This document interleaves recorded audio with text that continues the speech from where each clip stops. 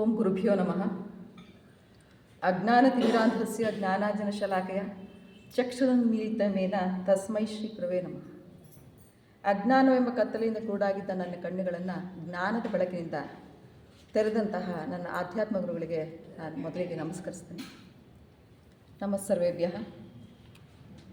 ಹಾಗೂ ಮೊದಲಿಗೆ ಉತ್ತಮ ವಾಗ್ಮಿಗಳು ಹಾಗೂ ಥಿಯಾಸಫಿಕಲ್ ಸೊಸೈಟಿಯ ಸದಸ್ಯರು ಆಗಿದ್ದಂತಹ ನನ್ನ ತಂದೆಯವರನ್ನು ಸ್ಮರಿಸ್ತೇನೆ. ಹಾಗೂ ನನ್ನ ಸಹೋದರಿ ಸಂಧ್ಯಾರಾಣಿಯ ಮಾರ್ಗದರ್ಶನಕ್ಕಾಗಿ ಅವಳನ್ನು ಕೂಡ ನಮಿಸ್ತೇನೆ. ಇಲ್ಲಿ ನೆರೆದಿರುವಂತಹ ಎಲ್ಲ ಹಿರಿಯರಿಗೆ ಹಾಗೂ ಸನ್ಮಿತ್ರರಿಗೆ ವಂದಿಸಿ ಈ ದಿನದ ಅವಕಾಶಕ್ಕಾಗಿ ಹೃತ್ಪೂರ್ವಕವಾದಂತಹ ಧನ್ಯವಾದಗಳನ್ನ ಹೇಳ್ತೀನಿ. ಹಿರಿಯರಾಗಲೇ ಹೇಳಿದರು ಇತಿಹಾಸದ ಬಗ್ಗೆ ತಿಳ್ಕೊಂಡಿದ್ದೀನಿ ಅಂತ. ಆದರೆ ನಾನು ಅಂಬೆಗಾಲು ಇಡ್ತಿದ್ದೀನಿ ಅಂತ ಹೇಳ್ಬೋದು. ಅಂಬೆಗಾಲಿಗಿಂತಲೂ ಇನ್ನೂ ಈ ಕಣ್ಣಿಡ್ತೀನಿ ಅಂತ ಹೇಳ್ಬೋದು. ಯಾಕಂದರೆ ಬಹಳ ಕಮಿಟ್ಮೆಂಟ್ಸಿಂದ ನಾನು ಭಾಳ ಲೇಟಾಗಿ ಸದಸ್ಯತ್ವ ಹೊಂದೆ. ನಮ್ಮ ತಂದೆಯವರಿದ್ದಾಗ ಭಾಳ ಸಲ ಹೇಳ್ತಾಯಿದ್ರು. ನಮ್ಮದೇ ಆದಂತಹ ಕಮಿಟ್ಮೆಂಟ್ಸಿಂದ ನನಗೆ ಹೊರಬರಲಾಗಿರಲಿಲ್ಲ. ಈಗ ರಿಟೈರ್ಡ್ ಆದಮೇಲೆ ಇದು ಹೊಸ ಜೀವನ ಶುರು ಮಾಡೋ ತರಹ ಮಾಡ್ತಾಯಿದ್ದೀನಿ. ಅದರಿಂದ ಇವತ್ತೇನು ನಾನು ಉಪನ್ಯಾಸ ಮಾಡೋದಕ್ಕಿಂತ ನಿಮ್ಮೊಂದಿಗೆ ನಾನು ಕಲಿತೀನಿ ಅಂತ ಹೇಳ್ಬೋದು. ಇದಕ್ಕೊಂದು ಕಲೀಲಿಕ್ಕೆ ಒಂದು ಅವಕಾಶ ಅಂತ ಹೇಳ್ಬೋದು. ಇಂದು ನಿಮ್ಮೊಂದಿಗೆ ಹಂಚಿಕೊಳ್ಳಲಿರುವಂತಹ ಕಲಿಯಲಿರುವಂತಹ ಅಂಶ ಅಥವಾ ವಿಷಯ ಅಧಿಕಾರ ಮತ್ತು ಅರಿವು, ಪವರ್ ಆ್ಯಂಡ್ ರಿಯಲೈಸೇಷನ್ ಅಂತ. ಅಧಿಕಾರ ಅಂದರೆ ಎಲ್ಲರಿಗೂ ಗೊತ್ತು. ಅದನ್ನು ಯಾವ ರೀತಿ ಈಗ ಬಳಕೆ ಆಗ್ತಾಯಿದೆ ಅಂತ ಹೇಳಿನೂ ನಾವು ನೋಡ್ತಾ ಇದ್ದೀವಿ ದಿನನಿತ್ಯದಲ್ಲಿ. ಇದು ಅಧಿಕಾರ ಮತ್ತು ಅರಿವು ಅನ್ನುವಂಥದ್ದು ಕೃಷ್ಣಜಿಯವರ ಮೊದಲ ಹಾಗೂ ಕೊನೆಯ ಬಿಡುಗಡೆ ಪುಸ್ತಕದಲ್ಲಿನ 21ನೇ ಅಧ್ಯಾಯ ಈ ಅಧಿಕಾರ ಮತ್ತು ಅರಿವು ಆಗಿದೆ.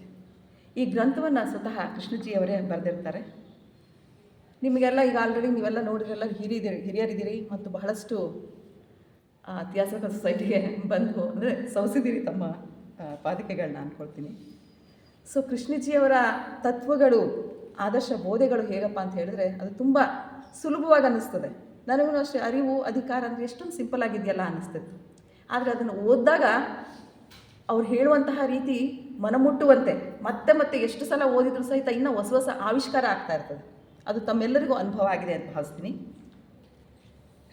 ಅವರ ಪ್ರತಿಯೊಂದು ಬೋಧೆಯು ಏನು ನಮ್ಮ ಫಸ್ಟ್ ಆ್ಯಂಡ್ ಲಾಸ್ಟ್ ಫ್ರೀಡಮ್ ನಮ್ದು ಏನಿದೆಯಲ್ಲ ಅದು ಮೊದಲು ಮತ್ತು ಕೊನೆಯ ನೀವೇನು ಯೋಚನೆ ಮಾಡೋಂಗಿಲ್ಲ. ಅದೊಂದು ಗ್ರಂಥ ಓದಿದರೆ ಸಾಕು, ಬಹಳಷ್ಟು ನಾವು ನಮ್ಮ ಜೀವನದಲ್ಲಿ ಅಳವಡಿಸ್ಕೊಳ್ಳುವಂತಹ ವಿಷಯಗಳಿದ್ದಾವೆ. ಕೃಷ್ಣಜಿಯವರ ಪ್ರತಿಯೊಂದು ಬೋಧೆಯು ನಿತ್ಯ ಜೀವನದಲ್ಲಿ ಸಾಮಾನ್ಯ ಮನುಷ್ಯನು, ನಾವು ಕಾಮನ್ ಮ್ಯಾನ್ ಅಂತೀವಲ್ಲ, ಅವನಿಗೂ ಸಹಿತ ಏನು ಯಾವ ದೊಡ್ಡ ದೊಡ್ಡ ಭಾಷೆಗಳನ್ನೇ ಹೇಳೋದಿಲ್ಲ, ದಿನನಿತ್ಯ ಇರುವಂತಹ ಉಪಮೆಗಳನ್ನು ಉದಾಹರಣೆಗಳನ್ನ ಕೊಡ್ತಾ ಹೇಳ್ತಾರೆ ಅವರು. ಸಾಮಾನ್ಯ ಮನುಷ್ಯ ತನ್ನ ಜೀವನವನ್ನು ಸರಾಗವಾಗಿ ಯಾವುದೇ ಎಗ್ಗು ತೆಗ್ಗಿಲ್ಲದಂತೆ, ಯಾವುದೇ ಗೊಂದಲಮಯ ಇಲ್ಲದಂತೆ ನಡೆಸಲಿಕ್ಕೆ ಅನುಕೂಲವಾಗುವಂತೆ ಅವರು ಅವಶ್ಯ ವಿಷಯಗಳನ್ನು ಕುರಿತು ಈ ಮೊದಲ ಹಾಗೂ ಕೊನೆಯ ಬಿಡುಗಡೆ ಗ್ರಂಥದಲ್ಲಿ ತಿಳಿಸಿದ್ದಾರೆ.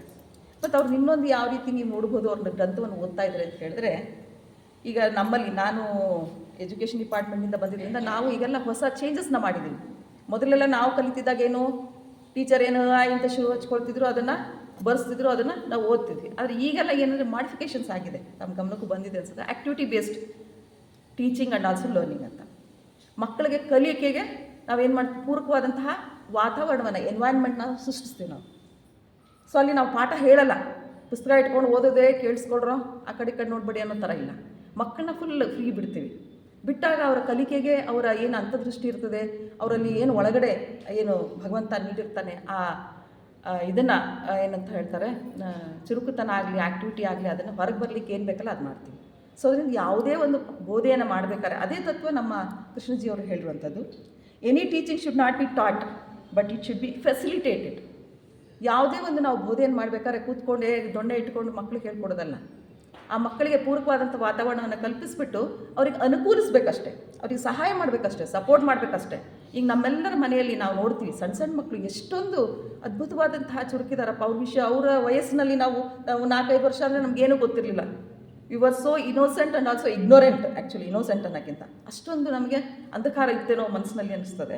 ಆದರೆ ಈಗಿನ ಮಕ್ಕಳು ಎಷ್ಟು ಚೆನ್ನಾಗಿ ಹುಡ್ತಾನೆ ಕಂಪ್ಯೂಟ್ರು ಇದು ನೋಡೋ ಅಂಥದ್ದು ಇರ್ತದೆ. ಆ ಮೊಬೈಲ್ ನಮಗೇನಾದ್ರು ಗೊತ್ತಾಗಲಿಲ್ಲ ಅಂದರೆ ಅವರು ಅದನ್ನು ಆ್ಯಕ್ಸೆಸ್ ಮಾಡಿಕೊಡ್ತಾರೆ, ಸರಿ ಮಾಡಿಕೊಡ್ತಾರೆ. ಇಷ್ಟೊಂದು ಒಂದು ಜಾಣ್ಮೆ ಇರುವಂತಹ ಕಾಲದಲ್ಲಿ ನಾವು ನಿಜವಾಗ್ಲೂ ಫೆಸಿಲಿಟೇಟ್ ಮಾಡಬೇಕೇ ಹೊರತು ಅವರಿಗೆ ಪಾಠ ಹೇಳೋದು ಬೇಕಾಗಿಲ್ಲ. ಅದರದ್ದೇ ಅದೇ ರೀತಿಯಲ್ಲಿ ನಮ್ಮ ಕೃಷ್ಣಜಿಯವರು ಸಹಿತ ನಮಗೆ ಅವ್ರು ಏನು ಮಾಡಿದ್ದಾರೆ ಅಂತ ಹೇಳಿದ್ರೆ, ನೀನು ಹೀಗೆ ಮಾಡು ಹಾಗೆ ಮಾಡು, ನಾನು ಗುರು, ನನ್ನ ಮಾತು ಕೇಳು ಅಂತ ಹೇಳಲ್ಲ ಅವರು. ಪ್ರತಿಯೊಂದು ಹಂತದಲ್ಲೂ ಸಹಿತ ಅವ್ರು ಏನು ಮಾಡ್ತಾರೆ, ಹೀಗಿದೆ ಪರಿಸರ, ಇಲ್ಲಿ ನೀನೇನು ಮಾಡಬೇಕು ಸುಮ್ಮನೆ ಗಮನಿಸ್ಬೇಕಷ್ಟೆ. ಸೊ ಕೆಲವು ಸ್ವಾಮಿಗಳು ಅಂತಂದರೆ ಈಗಿಂದ ಸ್ವಾಮಿ ನೀವು ಕೆಲವರು ಹೇಳ್ತಾರೆ, ಎಷ್ಟು ಸುಮ್ಮನೆ ಇರು, ಏನು ಕಲಿಬೇಕು, ಹೇಗೆ ಮಾಡಬೇಕು, ನಮಗೆ ತಿಳುವಳಿಕೆ ಕೊಡಿ ಅಂತ ಏನು ಮಾಡಬೇಡ, ಸುಮ್ಮನೆ ಇರು ಅಷ್ಟೇ. ಒಬ್ಬರು ತಮಿಳ್ ಗುರುಜಿ ಇದ್ರು, ಅವರು ಸುಮ್ಮ ಇರು ಅಷ್ಟೇ ಹಾಗೆ ಹೇಳ್ತಿದ್ರು. ಅದೇ ರೀತಿಯಲ್ಲಿ ನಾವು ಕೂಡ ಈ ನಮ್ಮ ಕೃಷ್ಣಜಿಯವರು ಸಹಿತ ನಮಗೆ ಕಲಿಕೆಗೆ, ನಮ್ಮ ಜೀವನ ನಿತ್ಯ ಜೀವನದಲ್ಲಿ ನಾವು ಯಾವ ರೀತಿ ನಾವು ಗೊಂದಲವನ್ನು ನಿವಾರಿಸ್ಕೊಳ್ಬೋದು ಅನ್ನೋದು ವಿಷಯ ಕುರಿತು ಅವರು ನಮಗೆ ಅನುಕೂಲಿಸಿದ್ದಾರೆ, ಸಹಾಯ ಮಾಡಿದ್ದಾರೆ, ಮಾರ್ಗದರ್ಶನ ನೀಡಿದ್ದಾರೆ. ಸೊ ಕೃಷ್ಣಜಿಯವರ ತತ್ವ ಏನಪ್ಪ ಅಂತ ಹೇಳಿದ್ರೆ, ಎಫರ್ಟ್ಲೆಸ್ ಆರ್ ಚಾಯ್ಸ್ಲೆಸ್ ಅವೇರ್ನೆಸ್. ನೀವೇನು ಎಫರ್ಟ್ ಹಾಕಕ್ಕೆ ಹೋಗ್ಬೇಡಿ, ಅಪ್ರಯತ್ನ ಮತ್ತು ಆಯ್ಕೆ ಇಲ್ಲದಂತಹ ಜಾಗೃತಿಯೊಂದಿಗೆ ಇದ್ದರೆ ಸಾಕು, ನಿಮಗೆ ಅರಿವು ಜ್ಞಾನೋದಯ ಆಗ್ತದೆ ಅಂತ ಹೇಳ್ತಾರೆ.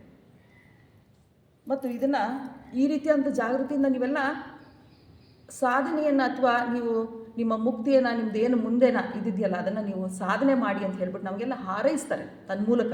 ಈ ಗ್ರಂಥದಲ್ಲಿ ಅವರು ಹೇಳಿರುವಂಥ ಅಂಶಗಳನ್ನ ನೋಡಿದೆ ನಾವೆಲ್ಲ ನೋಡುವಂತೆ ಶರಣರ ವಾಣಿಯಂತೆ ನಾವು ಅರಿವೇ ಗುರು. ಏನು ಯಾರು ಗುರುಗಳು ಬೇಕಾಗಿಲ್ಲ, ಕೈ ಹಿಡ್ಕೊಂಡು ನಡೆಸೋದು ಬೇಕಾಗಿಲ್ಲ. ನಮಗೆ ಅಂತರ್ದೃಷ್ಟಿ ಇದ್ದು ನಾವು ಅದನ್ನು ಗಮನಿಸ್ತಾ ಹೋದರೆ ಎಚ್ಚರಿಕೆಯಿಂದ, ಜಾಗೃತೆಯಿಂದ, ಅದೇ ನಮ್ಮನ್ನು ಮುಂದೆ ಕರ್ಕೊಂಡು ಹೋಗ್ತದೆ.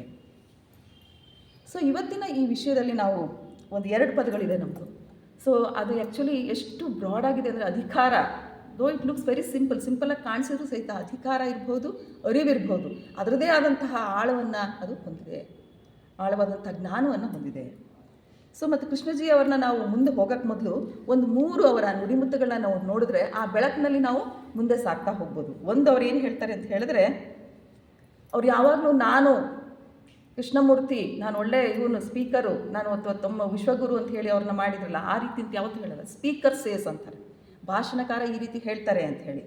ಸೊ ಅವರು ನಾನು ಹೇಳ್ತೀನಿ ಅಂತ ಹೇಳಿ ನೀವು ಒಪ್ಕೊಂಡು ಹೋಗಬೇಡಿ, ನೀವೇ ಸ್ವತಃ ಅದನ್ನ ಪರೀಕ್ಷಿಸಿ ನೋಡಿ ಅಂತ ಹೇಳ್ತಾರೆ. ನಾನು ಹೇಳಿದ್ದೀನಿ ಅಂತ ಹೇಳಿಬಿಟ್ಟು ನೀವು ಅದನ್ನು ಬ್ಲೈಂಡಾಗಿ ಅಕ್ಸೆಪ್ಟ್ ಮಾಡಬೇಡಿ, ಅದನ್ನು ನೀವು ಪರಿಶೀಲಿಸಿ, ನಿಮ್ಮ ಸ್ವತಃ ಅಂತರ್ದೃಷ್ಟಿಯಿಂದ ಪರಿಶೀಲಿಸಿ ನೀವು ಅದನ್ನು ನೋಡಿ ಅಂತ ಹೇಳ್ತಾರೆ. ಆಮೇಲೆ ನೀವು ನಾನೀಗ ಮಾರ್ಗದರ್ಶನ ತೋರಿಸ್ತಾ ಇದ್ದೀನಿ, ಈಗ ಮೊದಲ ಹಾಗೂ ಕೊನೆಯ ಬಿಡುಗಡೆ ಪುಸ್ತಕದಲ್ಲಿ ನಾನು ಇಷ್ಟೆಲ್ಲ ಅಂಶಗಳನ್ನ ಹೇಳಿದ್ದೀನಿ, ನನ್ನಿಂದಾಗಿ ನೀವು ಬಿಡುಗಡೆ ಹೊಂದಿ, ಮುಕ್ತಿ ಹೊಂದಿ ಅಂತ ಹೇಳೋದಿಲ್ಲ ಅವರು. ನಾನಿಲ್ಲದೆಯೂ ಕೂಡ ಈ ಎಲ್ಲ ನೀವು ತಿಳುವಳಿಕೆಯನ್ನು, ಜ್ಞಾನವನ್ನು, ಅಂತರ್ದೃಷ್ಟಿಯನ್ನು ಪಡ್ಕೊಂಡ ಮೇಲೆ ನಾನಿಲ್ಲದೆಯೂ ಕೂಡ, ಅಥವಾ ಯಾವ ಗುರು ಇಲ್ಲದೆಯೇ ನೀವು ಕೂಡ ನಿಮ್ಮ ಬಿಡುಗಡೆಯನ್ನು ಹೊಂದಬೇಕು ಅಂತ ಹೇಳಿ ಅವರು ಆಶಿಸ್ತಾ ಇದ್ದೀನಿ. ಅದರಂತೆ ಅವ್ರು ಇನ್ನೊಂದು ಹೇಳ್ತಾರೆ, ತುಂಬ ಒಳ್ಳೆಯ ಒಳ್ನುಡಿ ಇದು, ನುಡಿಮುತ್ತು. ನೀವು ಜಗತ್ತನ್ನು ಅದು ಇರುವ ಹಾಗೆಯೇ ಗಮನಿಸಿದ್ರೆ, ಅದನ್ನೇನು ಚೇಂಜಸ್ ಮಾಡೋದು ಬೇಡ, ಯಾವ ಕಲರ್ ಇದೆಯೋ, ಯಾವ ಬಣ್ಣ ಇದೆಯೋ, ಯಾವ ವಿಧದಲ್ಲಿದೆಯೋ, ಯಾವ ಸ್ಥಿತಿಯಲ್ಲಿದೆಯೋ ಅದನ್ನು ಗಮನಿಸ್ತಾ ಹೋದರೆ ನೀವು, ಅದು ಯಾವುದೇ ತತ್ವಜ್ಞಾನಕ್ಕಿಂತ, ಜಗತ್ತಿನ ಯಾವುದೇ ಗ್ರಂಥಕ್ಕಿಂತ, ಯಾವುದೇ ಮಹಾನ್ ಬೋಧೆಗಿಂತ, ಯಾವುದೇ ಮಹಾಗುರುವಿಗಿಂತ ಎಷ್ಟೋ ಮಿಗಿಲಾಗ್ತದೆ. ಎಷ್ಟು ಸಿಂಪಲಾಗಿ ಹೇಳಿದ್ದಾರೆ ನೋಡಿ, ಇಷ್ಟೇ ಸಾಕು. ನೀವು ಯಾವ ಗ್ರಂಥ ಇದೆಯಪ್ಪ, ಮಹಾನ್ ಗ್ರಂಥ ಇದೆ, ಮಹಾಗುರು ಇದೆ, ಅವ್ರ ಹತ್ರ ಹೋದರೆ ನಮ್ಗೆ ಸಿಕ್ಬಿಡುತ್ತೆ ಅಂತ ಹೇಳಿ ನೀವು ಎಲ್ಲೂ ಹೋಗೋದು ಬೇಕಾಗಿಲ್ಲ.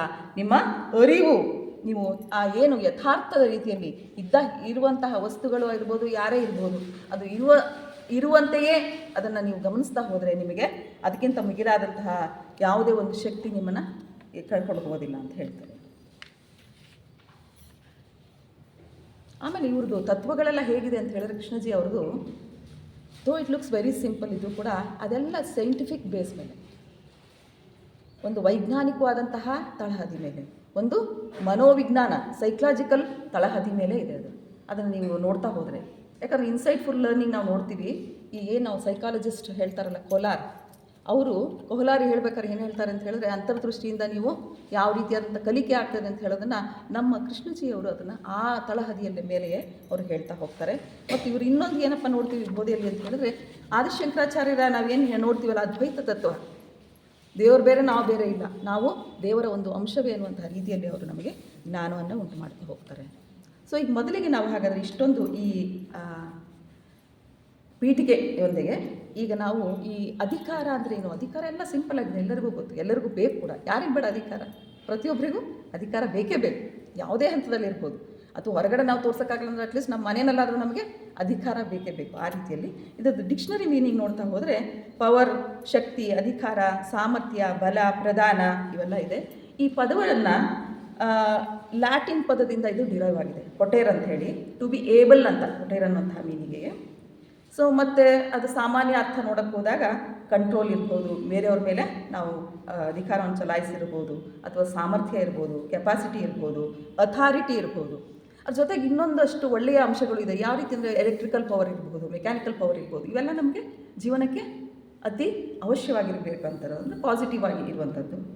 ಅದೇ ರೀತಿ ಇನ್ನೊಂದು ಪದ ನಾವು ನೋಡ್ತಾ ಇದ್ದೀವಿ, ಅರಿವು ಅಂಥೇಳಿ.